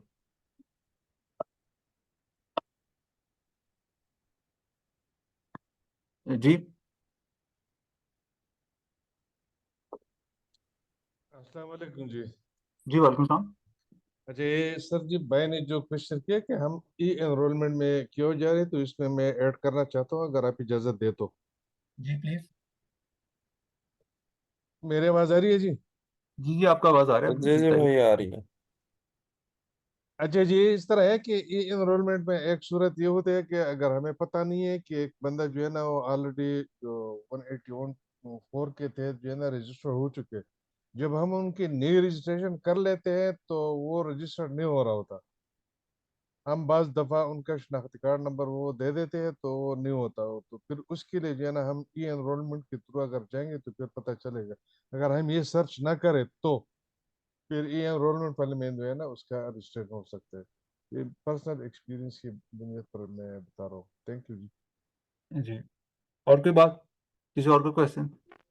मुझे है सर। अस्सलाम वालेकुम। जी वालेकुम सलाम। जी मेरा क्वेश्चन है, ये तीसरा एक इसके अंदर सिनेरियो आ जाता है कि एक पर्सन है, उसका ऑलरेडी मतलब जब एनटीएन बना हुआ था उसके अंदर ईमेल एड्रेस भी एंटर्ड है और मोबाइल नंबर भी एंटर्ड है, लेकिन फॉर सम रीजंस ना वो ईमेल एक्सेसिबल है ना वो mobile number. Like for example पुरानी कंपनी का था, उस सिम पे उन्होंने करवा दिया हुआ, तो उस सूरत में कैसे रिकवर होगा उनका अपना सारा कुछ डाटा और ये जो है ना अपना प्रोफाइल? तो उसके लिए आपको क्या करना पड़ेगा, जहाँ आर्ट का आरटीओ ऑफिस लिखा हुआ होगा ना, आरटीओ ऑफिस में ना जाना पड़ेगा, आपको विजिट करना पड़ेगा। और वहां पे ना एक होता है लोकल रजिस्ट्रेशन ऑफिस, उसके अंदर एक सेल होता है, डिपार्टमेंट होता है लोकल रजिस्ट्रेशन ऑफिस, और इसको ऑफिस हरफिया में क्या जल्दी जल्दी बोल देते हैं, एलआरओ। क्या होता है? एलआरओ। तो वहां पे जाके आपको ना एप्लीकेशन देनी पड़ती है। आप वहां पे एप्लीकेशन सबमिट करते हैं और उसमें लिखते हैं कि मुझे मेरा लॉगिन आईडी पासवर्ड याद नहीं है और मैं ये चीज़ें अपडेट करना चाहता हूँ। तो वो वहाँ से चीज़ें बैकएंड से आपकी एप्लीकेशन को वेरिफिकेशन के बाद कि ये आपका ही है, आपका सीएनआईसी वगैरह देखेंगे और कुछ चीज़ें आपसे पूछेंगे, और पूछने के बाद वो क्या कर देंगे, आपके बैकएंड से जाके उसको अपडेट कर देंगे। तो फिर आप क्या करेंगे, वापस जाके ई एनरोलमेंट में एंट्री कर लेंगे, जिसके जरिए आप अपना गिवन ईमेल आईडी और पासवर्ड, गिवन ईमेल आईडी और मोबाइल नंबर दे सकेंगे। ठीक है सर, जी शुक्रिया। जी सर। सर मेरा क्वेश्चन है। जी हेलो। जी जी पूछें। अच्छा सर, इस तरह है कि ये जो पहले से ऑलरेडी रजिस्टर्ड एक रिटर्न्स जमा करवा रहा होता है इंडिविजुअल, जी उसको जब कुछ अरसे के लिए वो उसको अपडेट नहीं करता तो वो उसकी जो एटीएल है, एक्टिव टैक्स पेयर लिस्ट में उसका नाम होता है, तो एक्सपायर हो जाता है। तो फिर वो 1000 रुपीज़ की उससे पेमेंट मांगते हैं। वो उसकी सीपीआर सर निकालने का क्या तरीकाकार होता है, ये ऑनलाइन यहीं से जो हम अभी हम अपने यानी? जब हम इनकम टैक्स को पढ़ेंगे वहां पे आपको क्वेश्चन एड्रेस हो जाएगा। अभी हमारा जो टॉपिक है वो हम सोल प्रोप्राइटरशिप को एस्टैब्लिश कर रहे हैं, और सोल प्रोप्राइटरशिप कैसे एस्टैब्लिश होती है, आपके एनटीएन के ऊपर आपका बिजनेस नेम ऐड करके। चलो और ठीक है सर। नेम कहाँ पे एंटर करते हैं? जब आपके एनटीएन पे। और एनटीएन बनाना कैसे है और उसके उसकी मत नजर से कोई क्वेश्चन है तो बताएं। अभी थोड़ा सा इसको होल्ड करें, आगे चल के जब हम इनकम टैक्स पे जाएंगे तो ये सारी चीजें हम प्रैक्टिकली पोर्टल पे आपको करके दे रहा होगा और बता भी रहूंगा कि आपने यहाँ पे चीजों को ऐसे पर्टेन करना है, ऐसे चीजों को प्रोसीड करना है। थोड़ा सा इसे होल्ड कर सर लें एक क्योंकि क्वेश्चन है, क्वेश्चन थोड़ा सा यहाँ मैं प्रीमेच्योर समझ है। नहीं सका। जी जी ठीक है सर। जी। सर और दो क्वेश्चन है। जी जी सर एक तो ये एलआरओ जो ऑफिस होता है आपने बताया, यहाँ पे कोई फीस लगती है इस तरह के कोई रिट्रीव फीस के नहीं लिए? लगती, आपने सिंपली एप्लीकेशन सबमिट करना होती है। ठीक है। और दूसरा, हम आरटीओ ऑफिस अपना चेंज करवा सकते हैं या नहीं करवा सकते? जी आरटीओ ऑफिस चेंज हो जाता है, उसके लिए आपको एफबीआर ऑफिस में ना जाके, अभी तो उन्होंने पोर्टल पे टैब भी अपनी कर दिया, लेकिन आपको एक तो थोड़ी की ना भागदौड़ करना पड़ती है। आरटीओ ऑफिस चेंज होता है through secretary jurisdiction from the FBR house Islamabad headquarter. थोड़ा मेहनत तलब काम है जी। और हेलो, जी जी अस्सलाम वालेकुम सर। जी सर वालेकुम ये सलाम। मेरे दो तीन सवाल हैं, ये आपने जिस अभी अभी लेक्चर दिए इसमें। एक तो ये कि एनटीएन जब हम बनाते हैं किसी का, इंडिविजुअल का, तो जी वो उसमें क्लाइंट जो है हमारा वो अपने पेरेंट्स के साथ रहता है, तो वहां पे फिर हम उसका कितना शेयर शो करेंगे? उसका तो अपना घर नहीं है। 1% करते हैं वो, शेयर तो एंटर करना कोई इतना मटेरियल बात नहीं है। आप उसे से 1 0 से ज्यादा वैल्यू होनी चाहिए, वो कोई इतनी मटेरियल बात नहीं है यूजुअली उसमें नहीं सर, प्रैक्टिस वो में। उससे पहले जो ओनर ओनर वाली है, एक ओनर है जी और आप एक ओनर टेनेंट में लिख वाले। दें, आप ऑनर में भी लिख दें, 1% लिख दें, 2% लिख दें, जितना भी उसका ऑनरशिप शेयर है। अगर आपने एक्चुअल लिखना चाहें तो एक्चुअल भी लिख दें, और 1% भी वो एक्सेप्ट कर लेता है। ठीक है। जी अच्छा, दूसरा सर ये है कि अगर ये हम किसी से बात करते हैं, तो अभी एक दो दोस्तों ने बात की है, तो वो कहते हैं जी जब अपना सीएनआईसी ही हमारा एनटीएन है, तो जी हम एनटीएन क्यों बनवाएं? इसकी हमें क्या जरूरत है एनटीएन बनवाने की? जैसे एज रूल 2015 से एनटीएन हमारा सीएनआईसी है, तो फिर ये बनवाना क्यों जरूरी है? वो क्वेश्चन करते एनटीएन, हैं तो उसने इसको। उसने ये कहा है कि आपका एनटीएन नंबर जो होगा वो आपका सीएनआईसी नंबर होगा। उसने ये नहीं कहा कि आपका एनटीएन क्या होगा। ये दोबारा पढ़ें इसको। ठीक है, मतलब सीएनआईसी ही एनटीएन है ऐसे?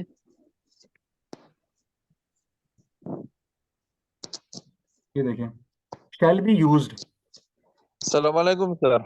ये एक मिनट रुक जाए, क्या लिखा है? Shall be used as an NTN.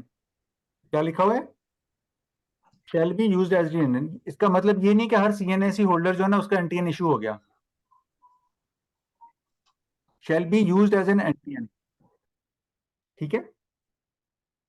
जो उसका एनटीएन नंबर होगा वो उसका सीएनआईसी नंबर होगा। इसका उल्ट नहीं है कि हर एनटीएन जो है वो आपका सीएनआईसी नंबर ही होगा, ठीक है।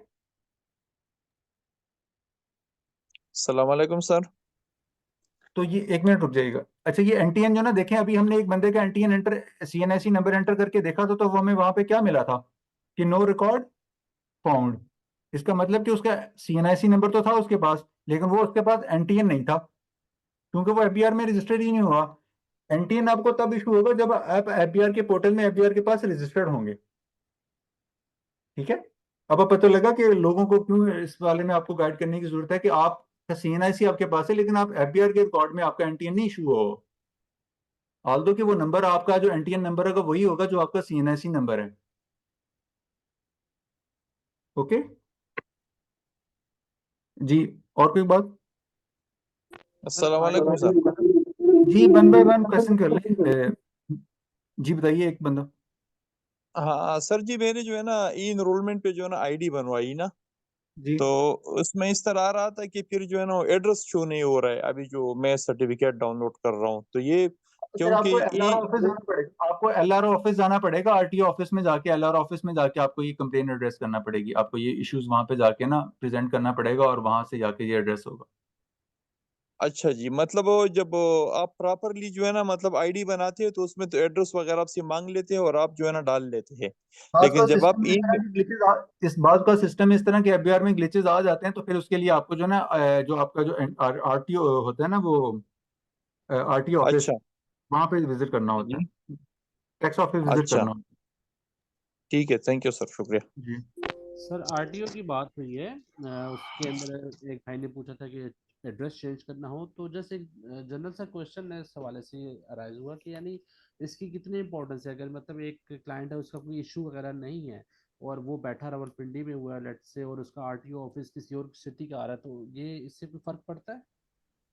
अगर आपके पास क्रीडेंशियल्स हैं तो फिर कोई इतना मटेरियल फर्क नहीं पड़ता। सर इसमें मैं बताना चाहूंगा कि एलआरओ के साथ रिसेप्शन से भी एनटीएन ये चेंज हो जाती है, सारी इन्फॉर्मेशन, मोबाइल नंबर भी और ईमेल भी। और इसके अलावा जो एड्रेस चेंज करना है वो आप रजिस्ट्रेशन फॉर्म के जरिए अंदर से खुद फिल कर सकते हैं, कोई इतना इशू नहीं होता ये। जी और अस्सलाम वालेकुम। जी वालेकुम सलाम।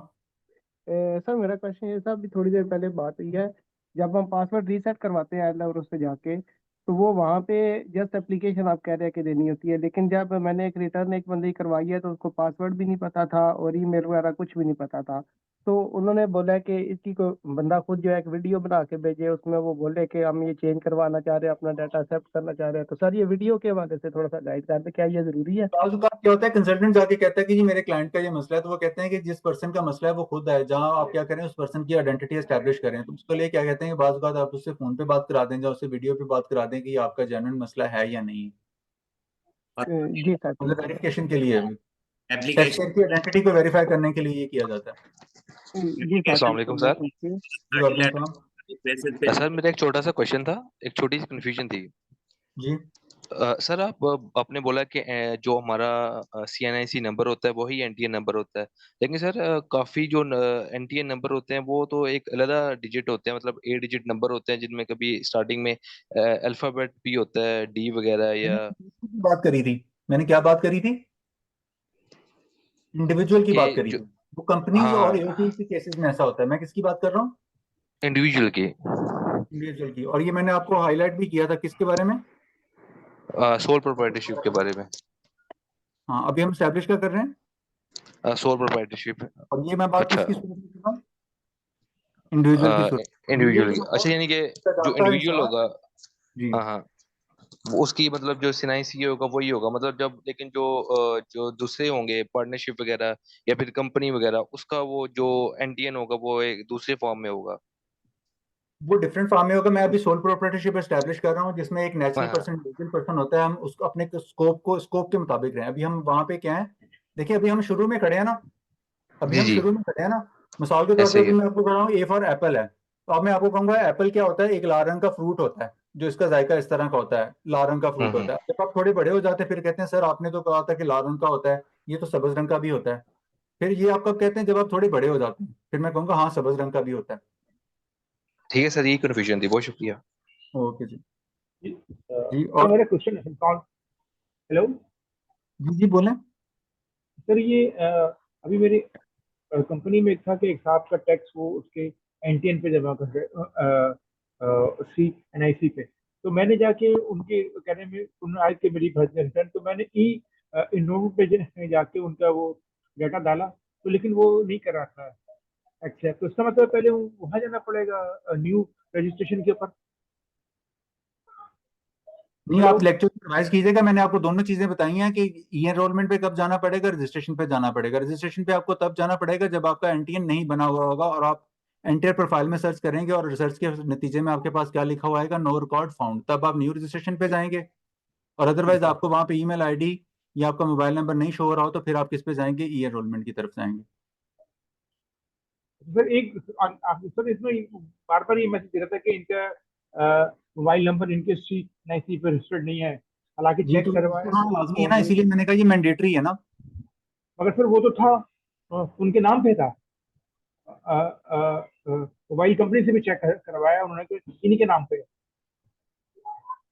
वो फिर आपको एलआरओ में ऑफिस में जाके उनसे ग्लिचेस कर लें। ये इस तरह के थोड़े बहुत मसले आते हैं। ठीक, ये अभी ओके, को थोड़ा थैंक यू। ज्यादा हुआ हुआ है। अच्छा सर, एक क्वेश्चन था मेरा कि एक इंडिविजुअल है, उसने अपने आप को रजिस्टर करवा लिया कराची आरटीओ के अंदर, और वो बंदा रिहायशी है लाहौर का, तो जी क्या ये पॉसिबल है, वो करवा जी सकता है बिल्कुल अपने आप पॉसिबल को? है, बिल्कुल पॉसिबल है। वो आपका जो एनटीएन नंबर होता है ना, वो आपका यूजली सीएनआईसी जो है ना, नादरा से चीजें उठा रहा होता है, एड्रेस वगैरह। जी हो जाता है। डेफिनेटली, जी जी मगर ऐसे। हम मेरा आरटीओ भी लाहौर ही होगा अगर इंडिविजुअल कोई आरटीओ अपना कराची शिफ्ट करवाना चाहे और वो अपने रेजिडेंस एड्रेस जो है वो किराए पे बैठा हुआ है, और वो वहां पे एड्रेस करवा ले, तो क्या ये पॉसिबिलिटी है? ये पॉसिबिलिटी है आपको। इसके लिए ना हेडक्वार्टर में सेक्रेटरी जुरिस्डिक्शन को एप्लीकेशन दे के आप अपना आरटीओ चेंज करा सकते हैं। नहीं, आरटीओ तो चेंज हो गया सर। मेरा क्वेश्चन ये है कि मैं रह रहा हूँ किराए के ऊपर, और मैं काम कर रहा हूँ कराची के अंदर, जबकि मेरे एड्रेस लिखा हुआ है लाहौर का। तो मेरा आरटीओ ऑटोमेटिकली क्या लाहौर हो जाएगा, या मैं कराची नहीं आरटीओ होगा, को मैंने इसीलिए कहा कि एड्रेस चेंज करने से आपका आरटीओ ऑटोमेटिकली चेंज नहीं होगा। आपको आरटीओ चेंज कराने के लिए एपीआर हेडक्वार्टर में सेक्रेटरी जुरिस्डिक्शन को एप्लीकेशन देनी होगी। एड्रेस, सिंपल एड्रेस चेंज करने से आपका आरटीओ चेंज नहीं होगा। Okay, got it, thank you.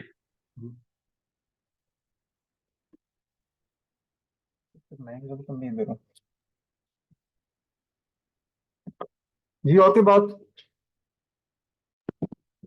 Sir, hello.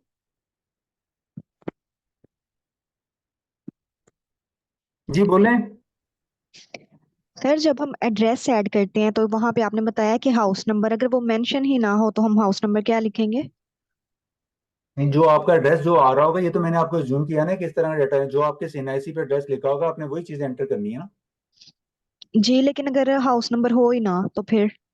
जैसे कि गांव के बाजू का लोग आ जाते हैं, वहां पे हाउस नंबर नहीं लिखे होते, वहां पे चक्कर नंबर लिखे होते हैं। जो उसके ईमेल, जो उसके सीएनआईसी पे एड्रेस आ रहा होगा, वो चीज एंटर करनी है ना आपने। जी सर, थैंक यू। जी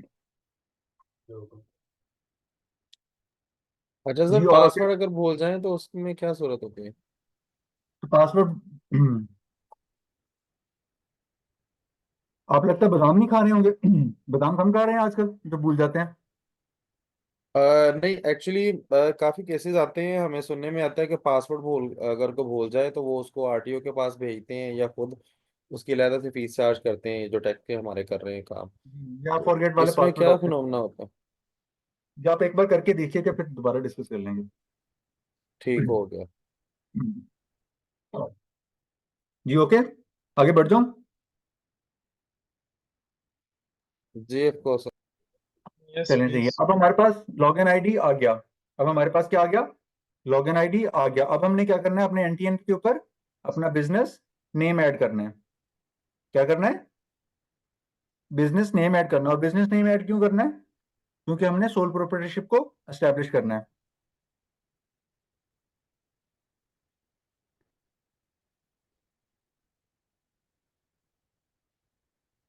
ऐसे जब आप एफबीआर का पोर्टल खोलेंगे तो आपको इस तरह की चीजें नजर आएंगी। क्या नजर आएंगी? इस तरह के टैब्स नजर आएंगे। अच्छा, यहाँ ऊपर कुछ टैब्स हैं। यहाँ पे इसमें एक टैब होगा रजिस्ट्रेशन वाला। अब आपने क्या करना है? बिजनेस नेम में अपने एनटीएन पे बिजनेस नेम ऐड करना है। तो आप क्या करेंगे? रजिस्ट्रेशन पे जाएंगे। किसमें जाएंगे? रजिस्ट्रेशन पे जाएंगे। और यहाँ पे जब आप क्लिक करेंगे तो आपको एक फॉर्म मिलेगा। क्या करेगा? यहाँ पे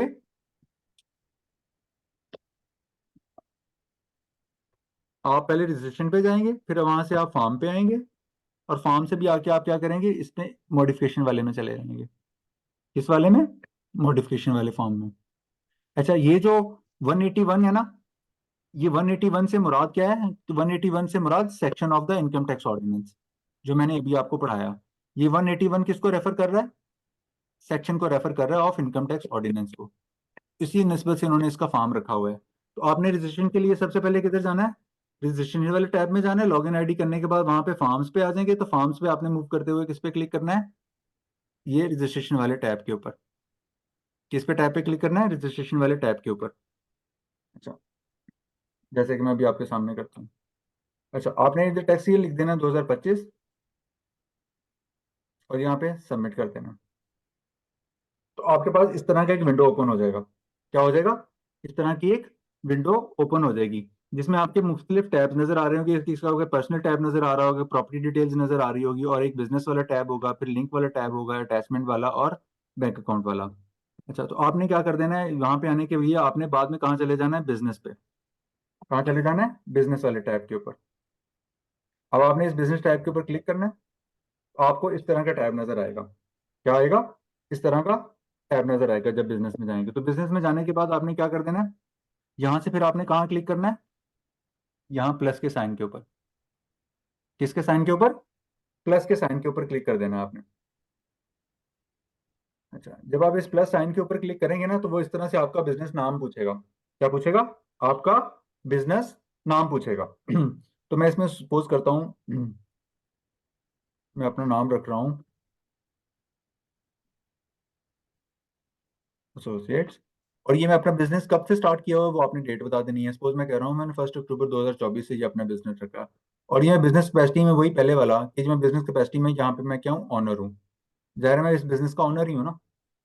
अच्छा, अब आपने क्या करना है, यहाँ पे दूसरा काम क्या करना है? अपनी एक्टिविटी ऐड करनी है। क्या करनी है? यहाँ से आप कहाँ आ जाना है? यहाँ से आपने गए और सबसे पहले क्या किया, यहाँ पे आपने ये डिटेल्स एंटर करी, ये तीनों डिटेल्स आपने यहाँ पे एंटर करी। अच्छा, अब आपने चौथा काम किया, इसके बाद क्या करना है? इसके बाद आपने एक्टिविटी ऐड करनी है, तो उसके लिए आपको यहाँ पे प्लस का बटन नजर आ रहा होगा। क्या कर रहा होगा? और ये आपको बता रहा होगा कि आपने जो बिजनेस करना है ना, उस बिजनेस की एक्टिविटी यहाँ से सिलेक्ट करें। क्या करें? उस बिजनेस की यहाँ से सिलेक्टिविटी एक्टिविटी सिलेक्ट करें। तो मैं यहाँ पे जाता हूँ और मैं यहाँ पे क्या करता हूँ? क्लिक करता हूँ। अच्छा, अब वो मुझसे पूछ रहा है कि आपने आपकी प्रिंसिपल एक्टिविटी क्या है, तो आप यहाँ पे पहले प्रिंसिपल एक्टिविटी पे क्लिक करेंगे और अपनी एक्विजिशन डेट देंगे कि मैंने ये अपना एक्विजिशन डेट पिछली, जैसे कि पिछली दफा एंटर किया, तो यहाँ पे करेंगे। तो अब आपने अपनी क्या करनी है? Principal activity. क्या करनी है? Principal activity. तो प्रिंसिपल एक्टिविटी के लिए आपको यहाँ पे ना एक ये सर्च का ऑप्शन नजर आ रहा होगा, सर्च एक्टिविटी। तो आपने यहाँ पे सर्च एक्टिविटी पे क्लिक करना है और यहाँ पे आपने सर्च कर देना है कि मैं लीगल काम हूँ, तो मैं इस लीगल एक्टिविटी को सर्च कर रहा हूँ। आपने सर्च के बटन पे क्लिक कर देना है। आपको नजर आ जाएगा कि यहाँ पे आपकी एक्टिविटी कौन सी है, तो वो एक्टिविटी आपने सिलेक्ट कर लेनी है। क्या कर लेनी है? वो एक्टिविटी आपने सिलेक्ट कर लेनी है। जब आप देखें यहाँ पे ना, आप एक्टिविटी सिलेक्ट करेंगे तो ये बाकी फील्ड जो है ना, उसके मुताबिक अकॉर्डिंगली फिल कर लेता है। और सब क्लास और प्रोडक्ट डिटेल लिखना एंटर मैंडेटरी नहीं है। अच्छा, इसमें ना एक बात का ख्याल रखिएगा कि अगर बहुत सारी एक्टिविटीज होती है ना, यहाँ पे आप अगर देखें ना, मैं इसको लीगल को हटाता हूँ, सपोज करें, और ये देखें, तो आप ये देखें ये कितनी पेजेस हैं? 164 पेजेस हैं, लेकिन आपको अपने रेलिवेंट बिजनेस की यहाँ पे सर्च करने की फैसिलिटी देता है। और ये 64 पेजेस हैं जिनमें से आपको एक पेज नजर आ रहा होता है। ठीक है, तो आप यहाँ से सर्च करके इसमें अपनी कंसर्न बिजनेस एक्टिविटी सिलेक्ट कर सकते हैं। और जो अगर आपको पहली आपकी कोशिश तो ये होनी चाहिए कि आपको एग्जैक्ट मैच मिल जाए। अगर एग्जैक्ट मैच नहीं मिलता तो आपको उस सेक्टर में allied nearest to the nearest of that sector जो है ना, जो अवेलेबल सेक्टर्स हैं, उसमें आपने इसको सेलेक्ट करना है। तो आपने इस तरह इसको सेलेक्ट किया और ये डिटेल मैंने आपके सामने पहले एंटर करी, तो मैं इसको ओके कर दूंगा। अच्छा, अब मैंने क्या करा? अब मैंने इसको ओके कर दिया। अब मैं इसको ज़्यादा दिन बाद में मॉडिफाई भी कर सकता हूँ। क्या कर सकता हूँ?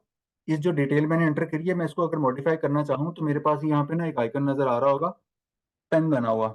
इसके जरिए इसमें मॉडिफिकेशन भी हो सकती है, यानी एडिट भी हो सकता है इसके थ्रू। और फिर आपने देखा है कि यहाँ पे एक दूसरा आइकन नजर आ रहा होगा जिसमें लिखा हुआ जो कि है डिलीट का बटन। तो अगर आपने इसको डिलीट करना है, अभी इस एक्टिविटी को डिलीट करना चाहे, तो यहाँ पे आप डिलीट का ऑप्शन भी इस्तेमाल कर सकते हैं। अच्छा, अभी अपने क्वेश्चन होल्ड कर लीजिए, मैं ओपन करूंगा उस तो क्वेश्चन कर लीजिएगा, अभी आप रुक जाए प्लीज। अच्छा, अब आपके पास ना यहाँ पे एक और बटन नजर आ रहा होगा, इसलिए एक और बटन नजर आ रहा है यहाँ पे, एक ऊपर प्लस का। कौन सा बटन नजर आ रहा है आपको यहाँ पे? प्लस का। इसके थ्रू क्या कर सकते हैं? अपना बिजनेस एड्रेस एंटर कर सकते हैं। क्या कर सकते हैं?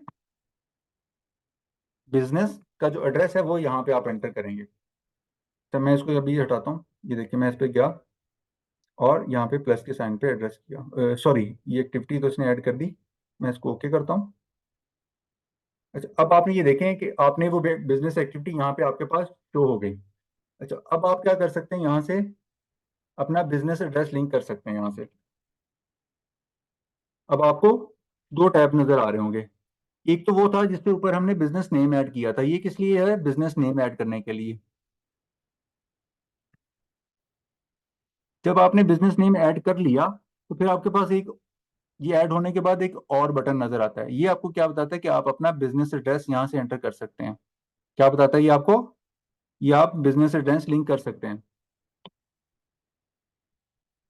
अच्छा, अगर आपका जो आपका रेजिडेंशियल एड्रेस है तो वही आप इस तरह एंटर कर दें यहाँ पे। अदरवाइज क्या कर सकते हैं? आप अपना न्यू बिजनेस एड्रेस यहाँ से ऐड कर सकते हैं। वो कैसे ऐड करेंगे मैं भी आपको करके दिखाता हूँ। ये देखिए residential unit of major mandatory नहीं है, रेजिडेंशियल है तो वो प्लाजा है, या कोई सॉरी अगर कमर्शियल है तो वो उसकी फॉर्म आ जाएगी कोई प्लाजा है, और उसमें हमारा ऑफिस नंबर क्या है,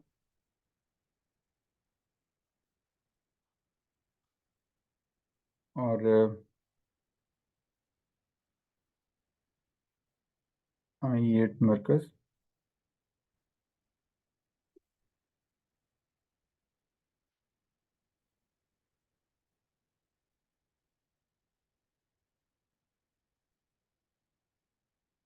और यहाँ पे मैं लिख दूंगा I8 मरकज, और यहाँ पे मैं सिटी सर्च कर लूँगा इस्लामाबाद,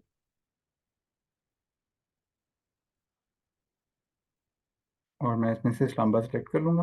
तो इसने आगे कर दिया, और यहाँ पे मैं पैसे बताऊँगा कि यहाँ पे टेनेंट हूँ और मेरा 1% यहाँ पे एंटर कर दूंगा, तो ये ओके करेंगे तो ये बिजनेस एड्रेस यहाँ पे ऐड हो गया। तो आप अब इसके साथ इसको लिंक कर देंगे। अच्छा, अब आप क्या करेंगे, इसके ऊपर लिंक करेंगे तो ये आपको बिजनेस एड्रेस जो अभी आपने एंटर किया है वो यहाँ से ऐड हो जाएगा। क्या हो जाएगा, जैसे ही आपने इसके ऊपर क्लिक किया इस लाइन के ऊपर बिजनेस एड्रेस ऐड करने के बाद, तो क्या हुआ, नतीजतन क्या हुआ, हमारे पास ये बिजनेस एड्रेस ऐड हो गया। बिजनेस एड्रेस एडेड,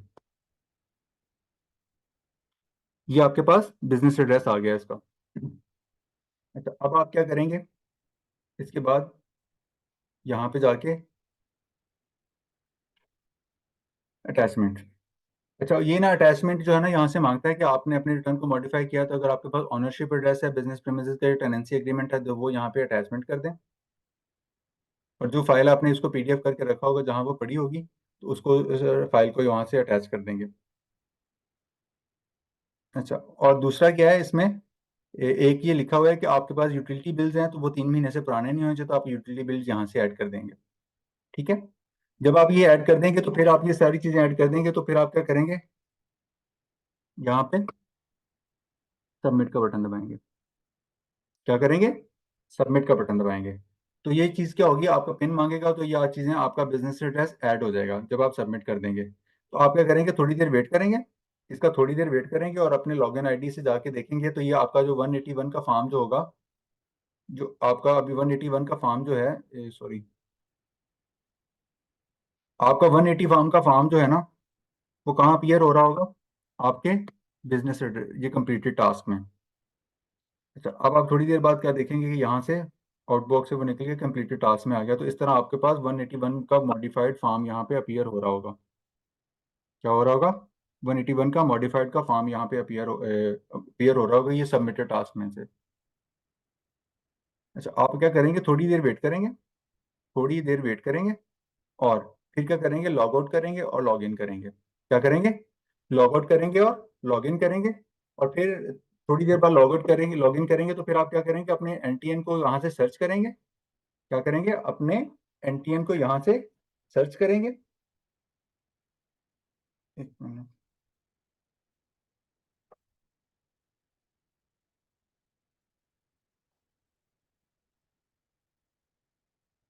यहाँ टेक्स्ट पे प्रोफाइल इंक्वायरी में आएंगे और CNIC को यहाँ पे एंटर करेंगे 38402 6839425।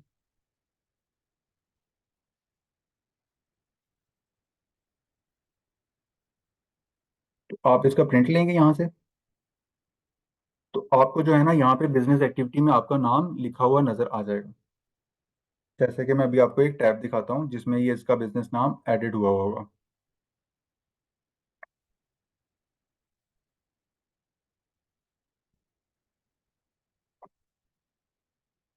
देख लिया?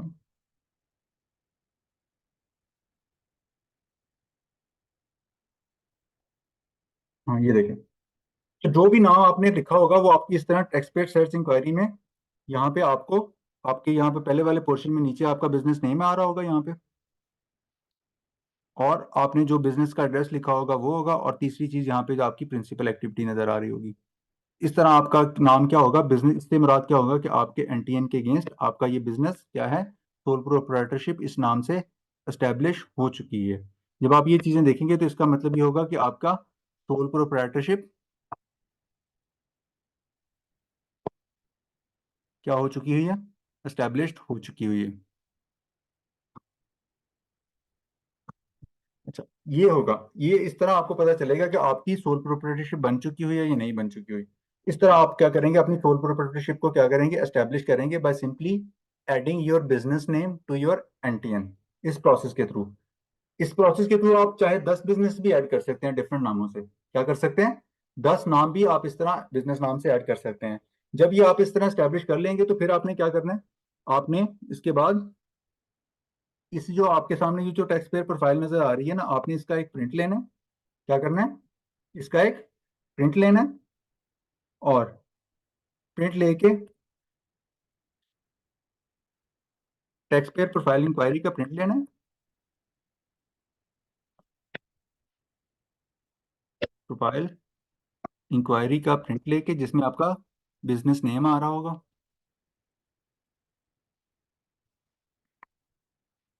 और फिर आपने एक ना लेटर हेड पे रिक्वेस्ट लेटर लिख देना है।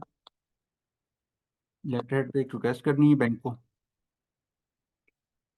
और एक आपने अपनी बिजनेस नाम की स्टैंप ले जानी है। तो ये चीज़ें लेके आपने किसके पास हाजिर हो जाना है, बैंक के पास हाजिर हो जाना है, और उसको कहना है कि बैंक ये देखिए मेरा जो है ना सोल प्रोप्राइटरशिप एस्टैब्लिश हो गया हुआ है, और ये मेरा नाम मेरी टैक्स पेयर प्रोफाइल इंक्वायरी में आ रहा है, लिहाजा मेरा इस नाम से क्या कर दें, अकाउंट ओपन कर दें।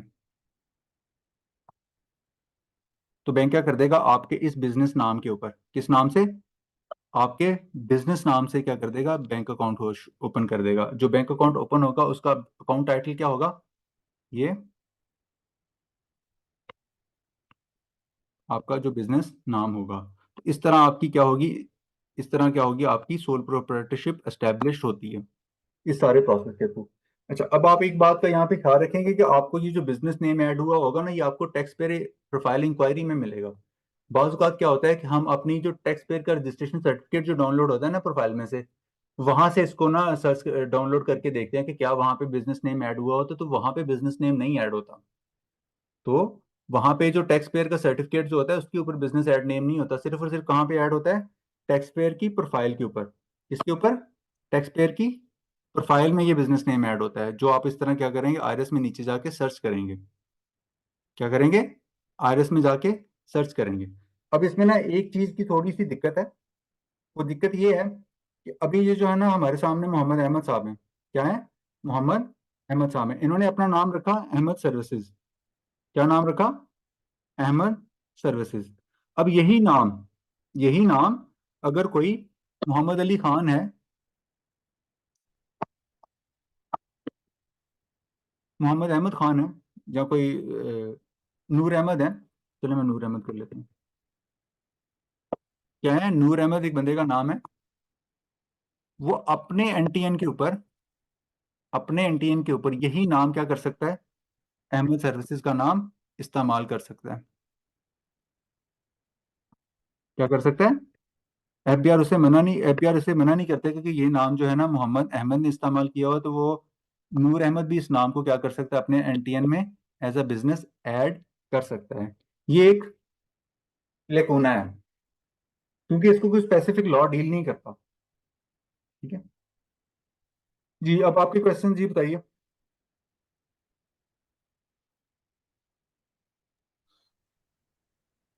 अच्छा सर सर जी, मेरा अगर एक बंदा, जी वन बाय वन पूछें। चलो जी आप पूछिए, मैं बाद में पूछ लेता हूँ। जी जी पूछें। सर मेरा क्वेश्चन है, जब आप बिजनेस नेम और बिजनेस एड्रेस ऐड कर रहे थे, जी तब आपने फाइल अटैचमेंट की बात की थी, वहां पे यूटिलिटी बिल था और किराएदारी रेंट का कोई एग्रीमेंट था। एग्रीमेंट जो भी वट, वो जी मैंडेटरी होता है?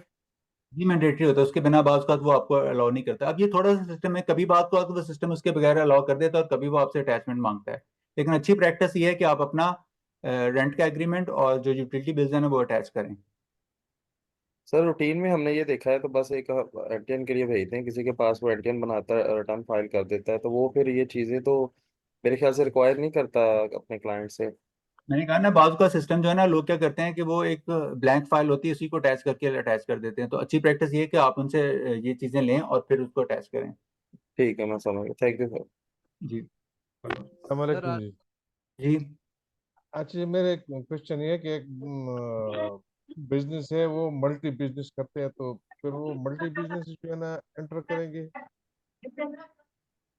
जी, अगर वो अगर अपने 10 बिजनेस नेमों से बिजनेस अलग अलग करना चाहते हैं तो 10 नाम ऐड कर सकते हैं। नहीं, अगर एक एक नाम से वो 10 बिजनेस कर रहे थे तो कर सकते हैं? जी, आपने फिर अपनी एक्टिविटी बतानी होती है ना, कि आपने प्रिंसिपल एक्टिविटी अगर वो 10 अलग अलग है तो फिर आप 10 एक्टिविटी कैसे ऐड करेंगे? फिर आप उसी नाम पे 10 एक्टिविटीज ऐड कर लेना। ठीक है, थैंक यू।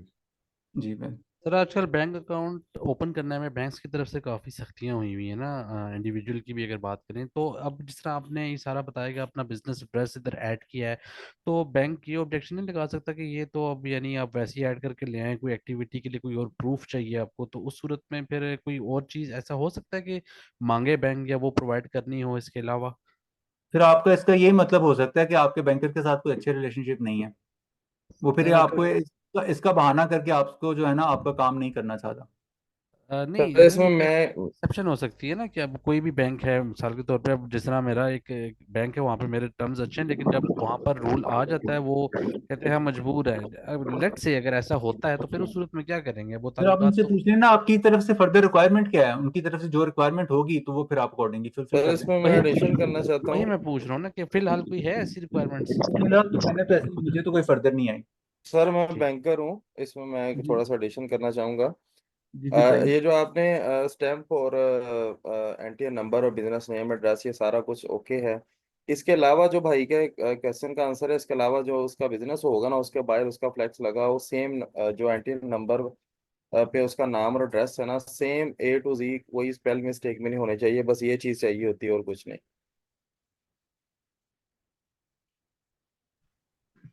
जी सर मेरे ये ख्याल डीएनएफ अली अहमद साहब ने। नहीं भाई भाई, before we move to another question, आप सबसे रिक्वेस्ट की जाती है कि जिसका नेम कॉल किया जाए वो क्वेश्चन करे। इस तरह फिर क्लास का डेकोरम खराब होता है। With due respect to all of you, Fayaz Ahmed साहब आप अपना क्वेश्चन करें काइंडली। फयाज अहमद साहब।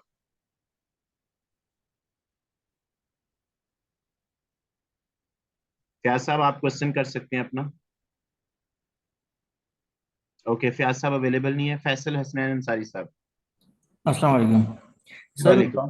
मेरा सवाल ये था कि जो आपने प्रिंसिपल एक्टिविटी जो आपने ऐड करी है, तो जी वो हमें किस तरह करते हैं, सर्च करेंगे कि किसका क्या बिजनेस है और इसकी एक्टिविटी में क्या रखनी है?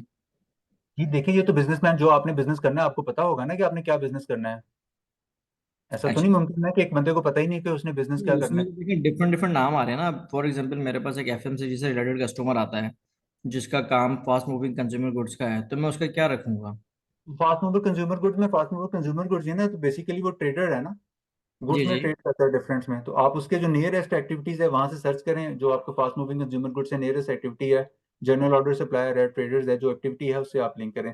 ये इसकी बेसिकली डिपेंड करते हैं कि आपके बिजनेस सेक्टर कौन से हैं, प्रिंसिपल एक्टिविटी का आप किस बिजनेस सेक्टर में एंटर हो रहे हैं। आप ट्रेडर हैं, उस सेक्टर में ट्रेडर हैं, मैन्युफैक्चरर हैं, या क्या मैन्युफैक्चरर का थोड़ा डिफरेंट होता है। आप उसमें से अपनी बिजनेस एक्टिविटी सेलेक्ट कर लेंगे ना, जी जी। कि आप क्या बिजनेस कर रहे हैं ना। अब ये बंदा बिजनेस कर रहा है, उसको तो पता होगा ना कि मैं क्या बिजनेस कर रहा हूँ। उसमें देखिए, उसमें क्या कहते हैं, क्लियरली तो नहीं लिखा हुआ ना कि कौन कौन से बिजनेस है उसमें, तो मतलब एक जो लैंग्वेज जो एक आम आदमी नहीं समझ सकता वो लिखी हुई है मतलब। कंसल्टेंट इसीलिए होता है ना कि वो उसको तो चीजें पता होती है कि उसने एक जो आम फाहम जुबान को कानून की जुबान में कन्वर्ट करना होता है, टेक्निकल टर्म्स में कन्वर्ट करना होता है, और टेक्निकल टर्म्स को समझाने के लिए क्लाइंट को भी आसान जुबान में कन्वर्ट करना होता है। सही।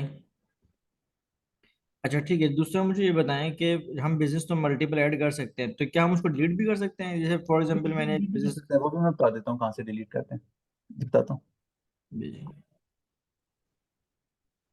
और मेरा एक और क्वेश्चन है कि जो पासवर्ड जो रीसेट होता है वो सिर्फ एफबीआर के पास अथॉरिटी है, या हम क्या कहते हैं ऑनलाइन भी कर सकते हैं?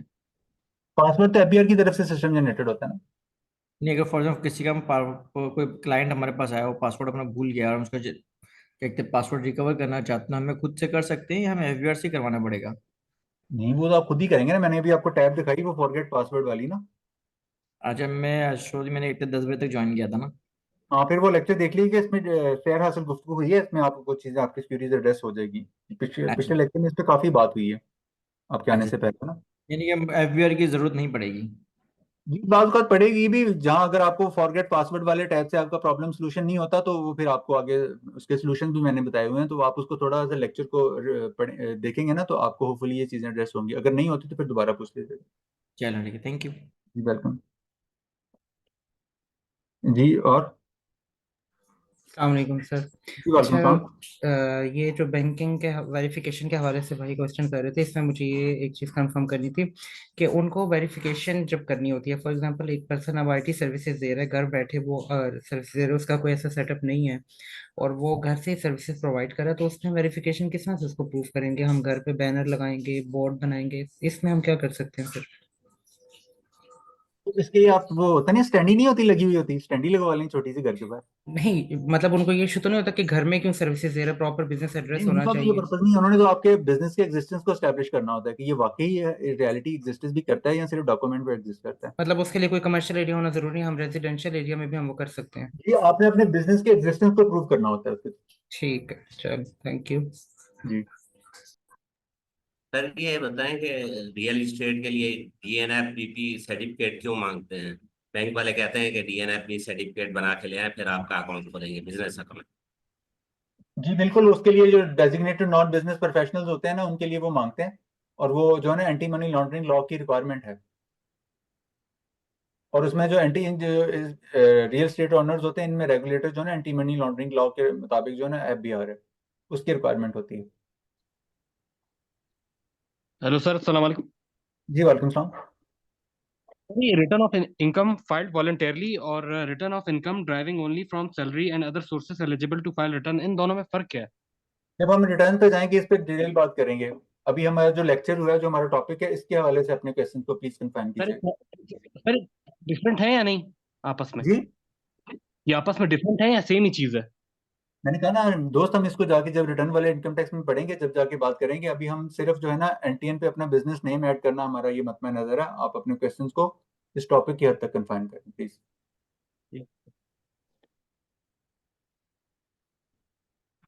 जी जी अली हसनैन साहब।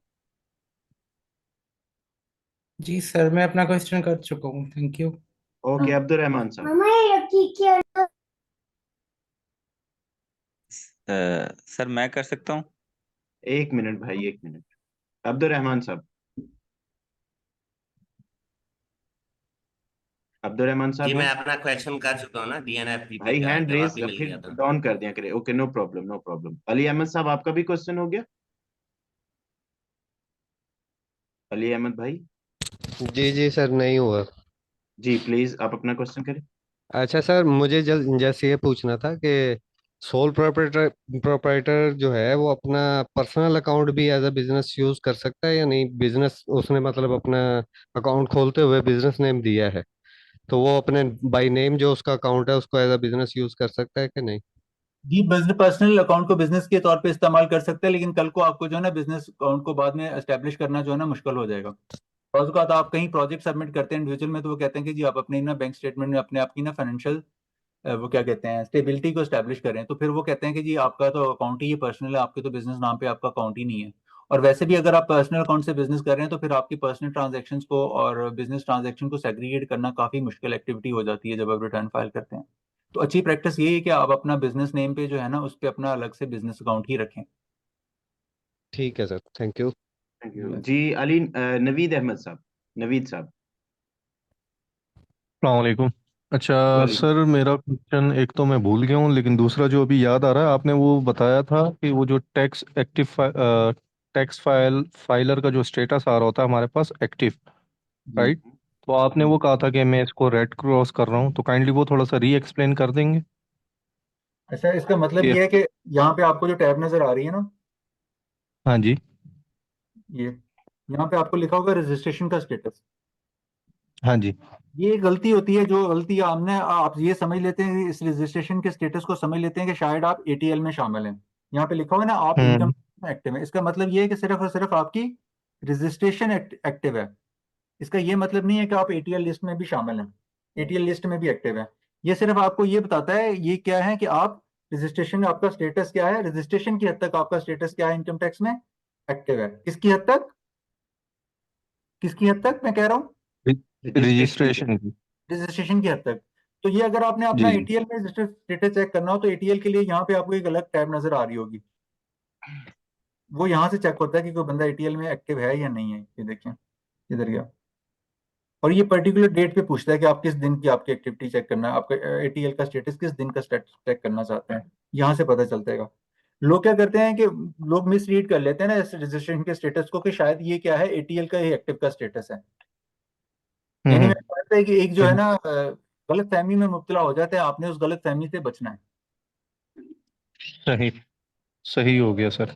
और सर मेरा दूसरा क्वेश्चन ये है, लेट्स से अभी सोल प्रोप्राइटर में मैंने अभी एक अकाउंट खोला बिजनेस, राइट, और अब मैं उसको कुछ अरसे बाद ड्यू टू सम रीज़न वो बंद हो जाता है बिजनेस, और मैं आईरेस के पोर्टल से उसको डिलीट कर देता हूँ या रिमूव कर देता हूँ, तो उसके बाद जो मेरी बैंक अकाउंट जो खुला हुआ था उस बिजनेस के नाम से, और उसमें ट्रांजैक्शंस हो पाएंगी, या फिर वो भी अकाउंट भी ऑटोमेटिकली आईरेस उसको इन्फॉर्म कर देगा बैंक को कि यह बिजनेस अब नहीं है? नहीं, आप उसका जब अपना बिजनेस डिलीट करेंगे फिर आप बैंक से रिक्वेस्ट करेंगे कि मैंने अपना बिजनेस बंद कर दिया हो, ये मेरा बिजनेस अब नहीं है, मैं क्लोज कर चुका हूँ, तो आप मेरा जो ये जो बिजनेस के नाम पे मेरा बैंक अकाउंट है इसको भी क्लोज कर दें। इट मीन कि हमें खुद जाके उन्हें बताना पड़ता है, ये ऑटोमेटिकली उनकी? नहीं जी बोले। ऑटोमेटिकली तो नहीं खत्म कर देंगे ना। देखिए हो सकता है उसके उस bank account business bank account में आपके पैसे पड़े हों, वो ऑटोमेटिकली तो नहीं बंद कर देंगे। ऑटोमेटिक बंद कर देंगे तो पैसे कहाँ जाएंगे? चले, ठीक हो गया सर, थैंक यू। वेलकम जी। और जी मोहम्मद रिजवान साहब, मोहम्मद रिजवान। वालेकुम। जी वालेकुम वालेकुम सलाम। सर मेरा सवाल यह है कि हमने जैसा बिजनेस नेम ऐड किया है तो रजिस्ट्रेशन के टाइम में गए फॉर्म पे जाके 181 पे जाके वहाँ पे ऐड किया है। जैसा कि मैनेज प्रोफाइल में हम जाए, मैनेज योर प्रोफाइल, सामने एक टैब नजर आ रहा है, तो यहाँ पे ऊपर टैग आ रहे हैं बिजनेस के इनकम सोर्स वगैरह, तो यहाँ से भी जाके ऐड कर सकते हैं, सेम ही है? यहाँ से डिलीट होता है, ऐड नहीं होता। ऐड के लिए अगर होता तो मैं आपको सेकंड ऑप्शन बता देता कि आप यहाँ से भी ऐड कर सकते हैं। जो आपको टैग स्टेप्स बताए ना उसी के थ्रू वो बिजनेस नेम ऐड होता है। ठीक है सर। सर एक और सवाल था, यहाँ पे आपने बिजनेस नेम ऐड किया, प्रिंसिपल को आपने सेलेक्ट किया, इसके साथ एक और ऑप्शन आ रहा था एसटी और एफडी, सर प्लीज इस पे थोड़ा सा गाइड कर एफडी देंगे होता है क्या? Federal excise duty. अगर आपने वो फेडरल एक्साइज ड्यूटी एक्टिविटी में आपकी एक्टिविटी फाइल कर दी है तो आप उसको सिलेक्ट करते हैं। दूसरा होता है सेल टैक्स रजिस्ट्रेशन। अगर आपने सेल टैक्स में भी रजिस्ट्रेशन होना है तो तब आपको वहाँ पे उसको टिक करना होता है, अदरवाइज नहीं करना होता। जी सर, थैंक यू, बहुत शुक्रिया। जी इफ्तिखार अली साहब, इफ्तिखार अली। इफ्तिखार भाई अपना क्वेश्चन कर लें। अस्सलाम वालेकुम। वालेकुम वालेकुम अस्सलाम। सलाम। सर जी मेरा ये प्रिंसिपल एक्टिविटी के बारे में क्वेश्चन है जी। मैंने रिसेंटली एक अपनी कंपनी रजिस्टर की थी, तो उसमें मैंने ये क्योंकि मैं इंपोर्ट एक्सपोर्ट का काम करता हूँ, तो मैं इंपोर्ट भी करता हूँ, एक्सपोर्ट भी करता हूँ और डिस्ट्रीब्यूशन भी करता हूँ। लेकिन वहाँ पे इस तरह की कोई कैटेगरी नहीं था जिसमें इंपोर्ट भी हो और एक्सपोर्ट भी हो। वहाँ पे इंपोर्ट एक्सपोर्ट, फिर वहाँ पे एक्सपोर्टर एक्सपोर्टर डिस्ट्रीब्यूटर है, या इंपोर्टर इंपोर्टर डिस्ट्रीब्यूटर है। तो मैंने एक्सपोर्ट एक्सपोर्टर डिस्ट्रीब्यूटर सेलेक्ट किया है, तो उसमें अगर मैं इंपोर्ट करता हूँ तो कोई इशू होगा? उसमें आप ऐसा कर सकते हैं कि आप अपना जो है ना बिजनेस नेम को ना दो मरतबा एंटर कर लें, और एक मरतबा एक्टिविटी जो है ना एक सिलेक्ट कर लें, और दूसरी मतलब वही नाम एंटर कर रहे हैं उसमें जो आपकी दूसरी रेलिवेंट एक्टिविटी है वो सिलेक्ट कर लें। इसी तरह अगर आपकी कोई तीसरी एक्टिविटी है तो आप सेम नेम जो है ना तीसरी मरतबा एंटर कर लें, और उसमें जो आपकी तीसरी बिजनेस एक्टिविटी है ना वो सिलेक्ट कर लें। ठीक है सर। एक और क्वेश्चन है मेरा। जी पूछे। क्योंकि कंपनी जो मैंने जो कंपनी मैंने रजिस्टर की है ये प्राइवेट लिमिटेड कंपनी है, प्राइवेट तो कंपनी की इसमें बात मैंने नहीं हो रही, प्राइवेट कंपनी के बारे में बात नहीं हो रही, हम सिर्फ और सिर्फ किसकी बात कर रहे हैं? सोल प्रोप्राइटर इंडिविजुअल की। लेकिन इंडिविजुअल वो होता है जिसका जागता इंसान होता है। हमने 3 फॉर्म ऑफ बिजनेस पढ़े कि पार्टनरशिप की अभी बात नहीं कर रहे हैं, कंपनी की बात नहीं करी, अभी हम किसकी बात कर रहे हैं? सिर्फ और सिर्फ सोल प्रोप्राइटरशिप की बात कर रहे हैं। कंपनी को डील करने के लिए डिफरेंट लॉज हैं, वो एक अलग मैकेनिज्म है। चलो ठीक है सर, ओके थैंक यू। जी आईफोन, आईफोन के नाम से जो है वो अपना क्वेश्चन करें। आईफोन। ओके, मोहम्मद शाहिद महमूद खान साहब, शाहिद महमूद खान साहब। जी जी जी सर, ये मैंने पूछना ये था कि हमने 3 टाइप्स पढ़ी हैं इसकी, अपना बिजनेस के हवाले से, सोल है, ट्रेडिंग और सर्विसेज है। हेलो तो आज हम, जी जी हेलो सर, आई फ्रॉम नहीं नहीं सर, आप वेट करें, आईफोन वाले जो भी साहब थे आप वेट करें, आपके बाद नेक्स्ट टर्म आएगी आपके। आप जी शायद साहब क्वेश्चन करें प्लीज। जी जी जी सर। सर मैं ये पूछना चाह रहा हूँ कि ये सोल और ट्रेडिंग और सर्विसेज 3 टाइप्स आज हमने पढ़ी हैं, तो ये तो नेचर ऑफ द इनके बिजनेस है ना। जी बिजनेस के हवाले से तो तीनों की अलग अलग एंटीएन बनेंगे। नहीं, एनटीएन तो देखें, आपके सामने ये स्क्रीन नजर आ रही है, आपके सामने स्क्रीन नजर आ रही है, आपके सामने जी स्क्रीन नजर आ रही है। जी जी सर, नजर आ रही है सर, शाहिद साहब को भी आ रही होगी। शाहिद साहब, आर यू देयर? आपके एनटीएन जो है ना इन एंटिटीज के बनते हैं। क्या बनते हैं? इन एंटिटीज के बनते हैं। ये तो बिजनेस एक्टिविटी हुई ना, कि बिजनेस एक्टिविटी के हवाले से किस तरह का होता है। ये जो बात हुई थी, ये वाली बात ये थी कि बिजनेस एक्टिविटी वाइज कहा, मतलब एनटीएन से जो पर्सपेक्टिव है वो यहाँ पे है। एनटीएन का सोल प्रोप्राइटरशिप में आप नाम ऐड करेंगे, या पार्टनरशिप का एनटीएन होगा या कंपनी का एनटीएन होगा, और उसमें जो आपकी एक्टिविटी होगी ना, जो आपका बिजनेस होगा, उस हवाले से ये नेचर ऑफ द बिजनेस है। मोहम्मद वकास साहब, सॉरी वकास साहब। जी सर, मेरा क्वेश्चन ये है, अभी जब बात हो रही थी कि जो आपने बिजनेस अपना ऐड किया है और जब खत्म कर देते हैं तो उसको जस्ट डिलीट होने की बात हो रही है। मेरा क्वेश्चन ये है कि उसके लिए कोई ऐसा स्टेप तो नहीं है कि यानी उस बिजनेस को क्लोज भी शो करना होता है? मतलब डिलीट कर दिया तो मतलब उसका तो रिकॉर्ड आपने डिलीट कर दिया ना, कि कब फॉर्म हुआ था, कब क्लोज हुआ था। तो ये एक क्वेश्चन है। तो जब क्लोज हो रहा है तो उसके लिए कोई अलग से कोई स्टेप होता है या जस्ट डिलीट ही करना नहीं, होता बस आपने अपनी टैक्स पेयर प्रोफाइल में जाके वहां से इसको डिलीट कर देना होता है, दैट्स सफिशिएंट। है? जी ठीक है, थैंक यू। जी शाकिर साहब, हेलो शाहकार। सर, जी आ रही है। सर मेरा क्वेश्चन ये है कि क्या सेम ईमेल एड्रेस पे हम 2 अलग इंडिविजुअल को रजिस्टर कर सकते हैं अगर उसके पास अपना एक्टिव ईमेल ना हो तो? यार ईमेल बनाना कौन सा, ईमेल पे कोई मुश्किल काम है? ईमेल बना लें आप, एक ईमेल नहीं, क्यों वो तो इस्तेमाल बना करना। लेंगे, वो ईमेल अपना एक्टिव रख नहीं पाएगा, हमें फिर याद नहीं रहेगा। आज की आईटी के दौर में ईमेल एक्टिव रखना मुश्किल है। जी जी, मतलब एक अगर वो नहीं रख पाता इस तरह का अभी रिकॉर्ड, तो अच्छी ईमेल अच्छी उसको याद नहीं अच्छी रहता। प्रैक्टिस ये है कि आप उसका हर हर इंडिविजुअल का अलग से एनटीएन बनाएं, क्योंकि बाज़ औक़ात एफबीआर की तरफ से रिटर्न फाइल करते हुए उनकी तरफ से कम्युनिकेशन होती है, वो आपको उसी ईमेल पे आती है।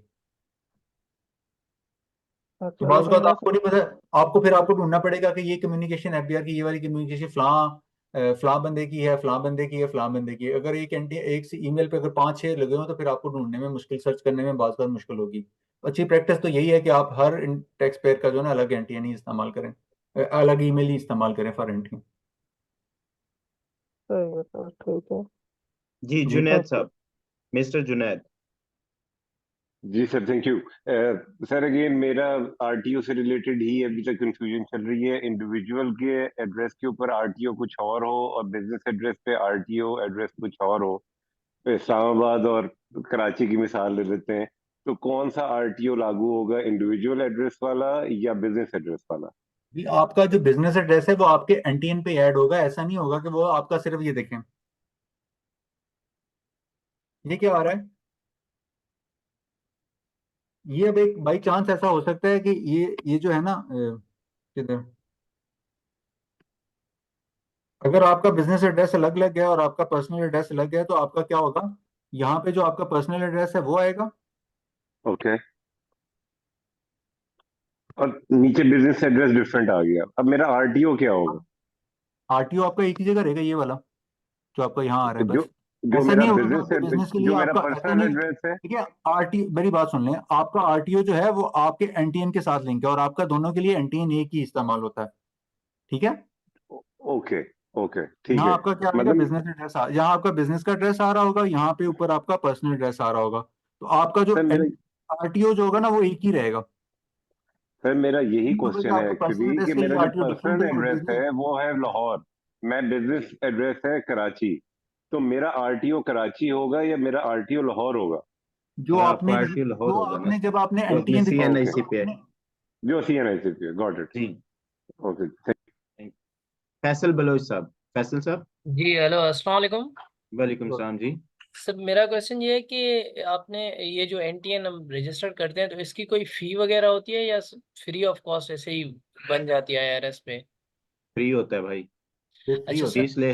फीस आप लेते हैं, कंसल्टेंट लेते हैं फीस। कंसल्टेंट। अच्छा सर, एक और चीज, जैसे कि आपने कहा कि पासवर्ड भूल जाए तो वो फॉरगेट पासवर्ड से रिकवर हो जाता है, एफबीआर जनरेटेड होता है, तो सर इसमें अगर हम वो कर देते हैं तो अपने उसमें से मतलब कस्टमाइज पासवर्ड रख सकते हैं, या वही होता है जो कि वो एफबीआर रजिस्टर्ड करती है सर? जो कस्टमाइज एफबीआर होता है की ना सर। जो कस्टमाइज एफबीआर कर की सकते? तरफ जो जी सर। एफबीआर की तरफ से पासवर्ड आता है, बाद में आप अपनी लॉगिन आईडी करके उसको रीसेट कर अपडेट सकते कर हैं, ले। पासवर्ड रख सकते हैं, चेंज ठीक कर है सकते हैं।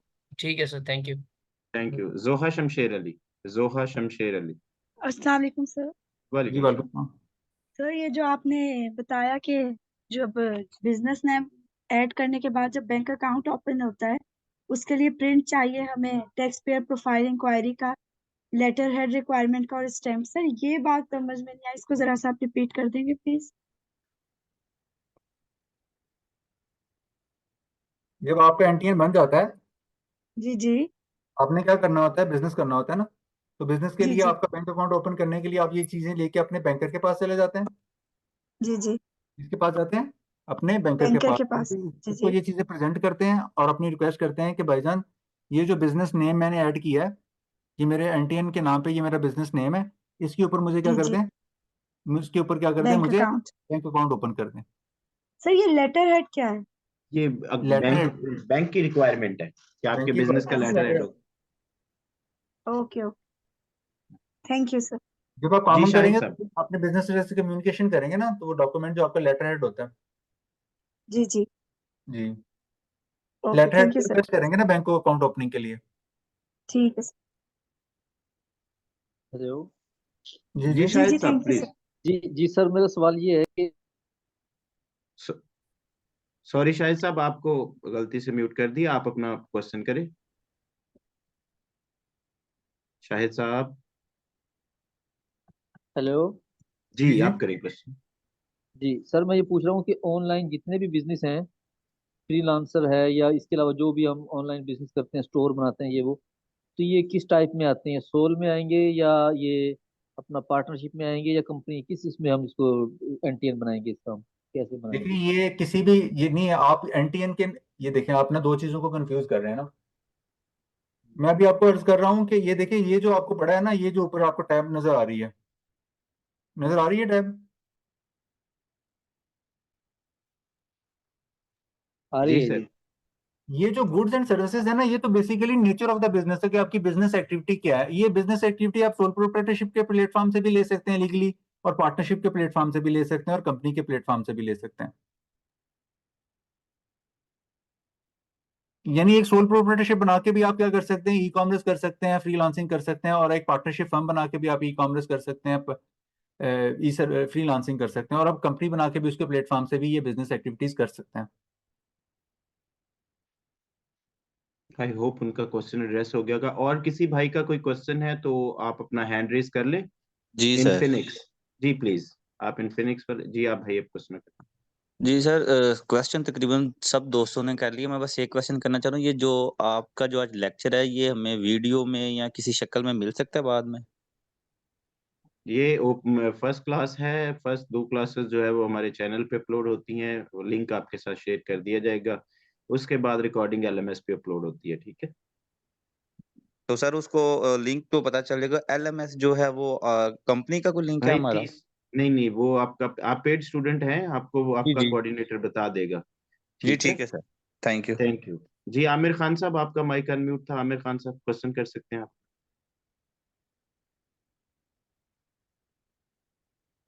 एनीवन एल्स जिसकी कोई भी क्यूरी हो, अदरवाइज हम सेशन को रैप अप करते हैं। सेशन का टाइम ऑलरेडी जी कंप्लीट सर हो मेरा चुका है अभी। जी प्लीज प्लीज। जी सर। अच्छा सर, मेरा क्वेश्चन ये था, मैंने रूटीन में सुना है कि ट्रेडर और ये कमीशन एजेंट्स वगैरह का नाम ऐड करवाते हैं एनटीएन में, तो उस इनको कुछ कोई खास एग्जाम्पशन होती है टैक्स में, या बस ऐसे ही एक बात फैली हुई है? क्योंकि लोग कुछ हमारे क्लाइंट्स, मैं बैंकर हूँ, मेरे पास आते हैं तो वो कहते हैं जी मैंने ट्रेडर ऐड करवाया, उसमें हमें कोई टैक्स इतना खास नहीं पड़ता, उनकी ट्रांजैक्शन बहुत हैवी होती हैं, तो इसमें कुछ जब खास है इनकम लॉजिक टैक्स इसका, या जब बस? हम इनकम टैक्स वाले एरिया में जाएंगे तब हम इस पे बात कर लेंगे। ये भी आपका चलें। क्वेश्चन थोड़ा प्रीमेच्योर है। जी जी चलें, ठीक है फिर तो। सर मैंने एक क्वेश्चन करना है। जी जी फाद पूछें। साहब। सर शुरू के अंदर आपने, सॉरी मैं थोड़ा सा उसको, मेरा कनेक्शन थोड़ा सा डिस्कनेक्ट हुआ था।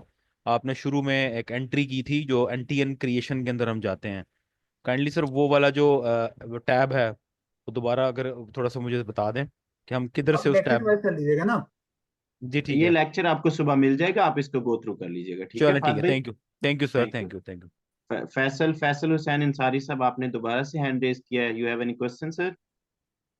सर मुझे ये पूछना था कि एफबीआई ने दोबारा डेट एक्सटेंड करी है 14 अक्टूबर के बाद कोई? भाई अभी तो टाइम पूरा नहीं ना हुआ, अभी 14 अक्टूबर ही है। ये रात को 12:27 पे अनाउंसमेंट होगी। ठीक है, ये भी आपको टैब 14 नजर दिन आ की रही है? खुशखबरी अभी आपको आपको टैब मिल नजर आ जाएगी। रही है? आपको टैब नजर आ रही है? ये नजर आ रहा है आपको? जी जी नजर आ जी रहा है। सर। हाँ, तो जहाँ जैसी डेट अपडेट होगी यहाँ से सर्च कर लीजिएगा, एफबीआर की वेबसाइट पे यहाँ पे फ्लैश कर रही होगी। अच्छा अच्छा अच्छा, ठीक है, थैंक यू सर। मेरा जी क्वेश्चन था कि एनडीसी। ये जी मेरा क्वेश्चन था सर, ये आपने बोला कि 10 भी रजिस्टर्ड करा सकते हैं, तो इसका ये टैक्स जो भी होंगे वो एक ही उस पे एनटीएन पे आ रहे होंगे? जी एक ही एनटीएन पे आ रहे होंगे, बिल्कुल। Okay. Thank you so much. Anyone else जिसका कोई क्यूरी हो, हम बिल्कुल एड्रेस करने के लिए बैठे हुए हैं, अदरवाइज हम सेशन को रैप अप करते हैं। इट्स ऑलमोस्ट 16 मिनट्स, हम ऑलरेडी आगे जा चुके हैं। ठीक है, चलें बाकी की बातें इंशाल्लाह कल के लेक्चर में करेंगे। Thank you so much all of you for your participation. कल आपका जो है वो सेकंड लेक्चर होगा और फिर हम इंशाल्लाह इसको आगे प्रोसीड करेंगे। जज़ाकल्लाह everyone, stay safe, stay blessed. Allah हाफिज सर। हाफिज।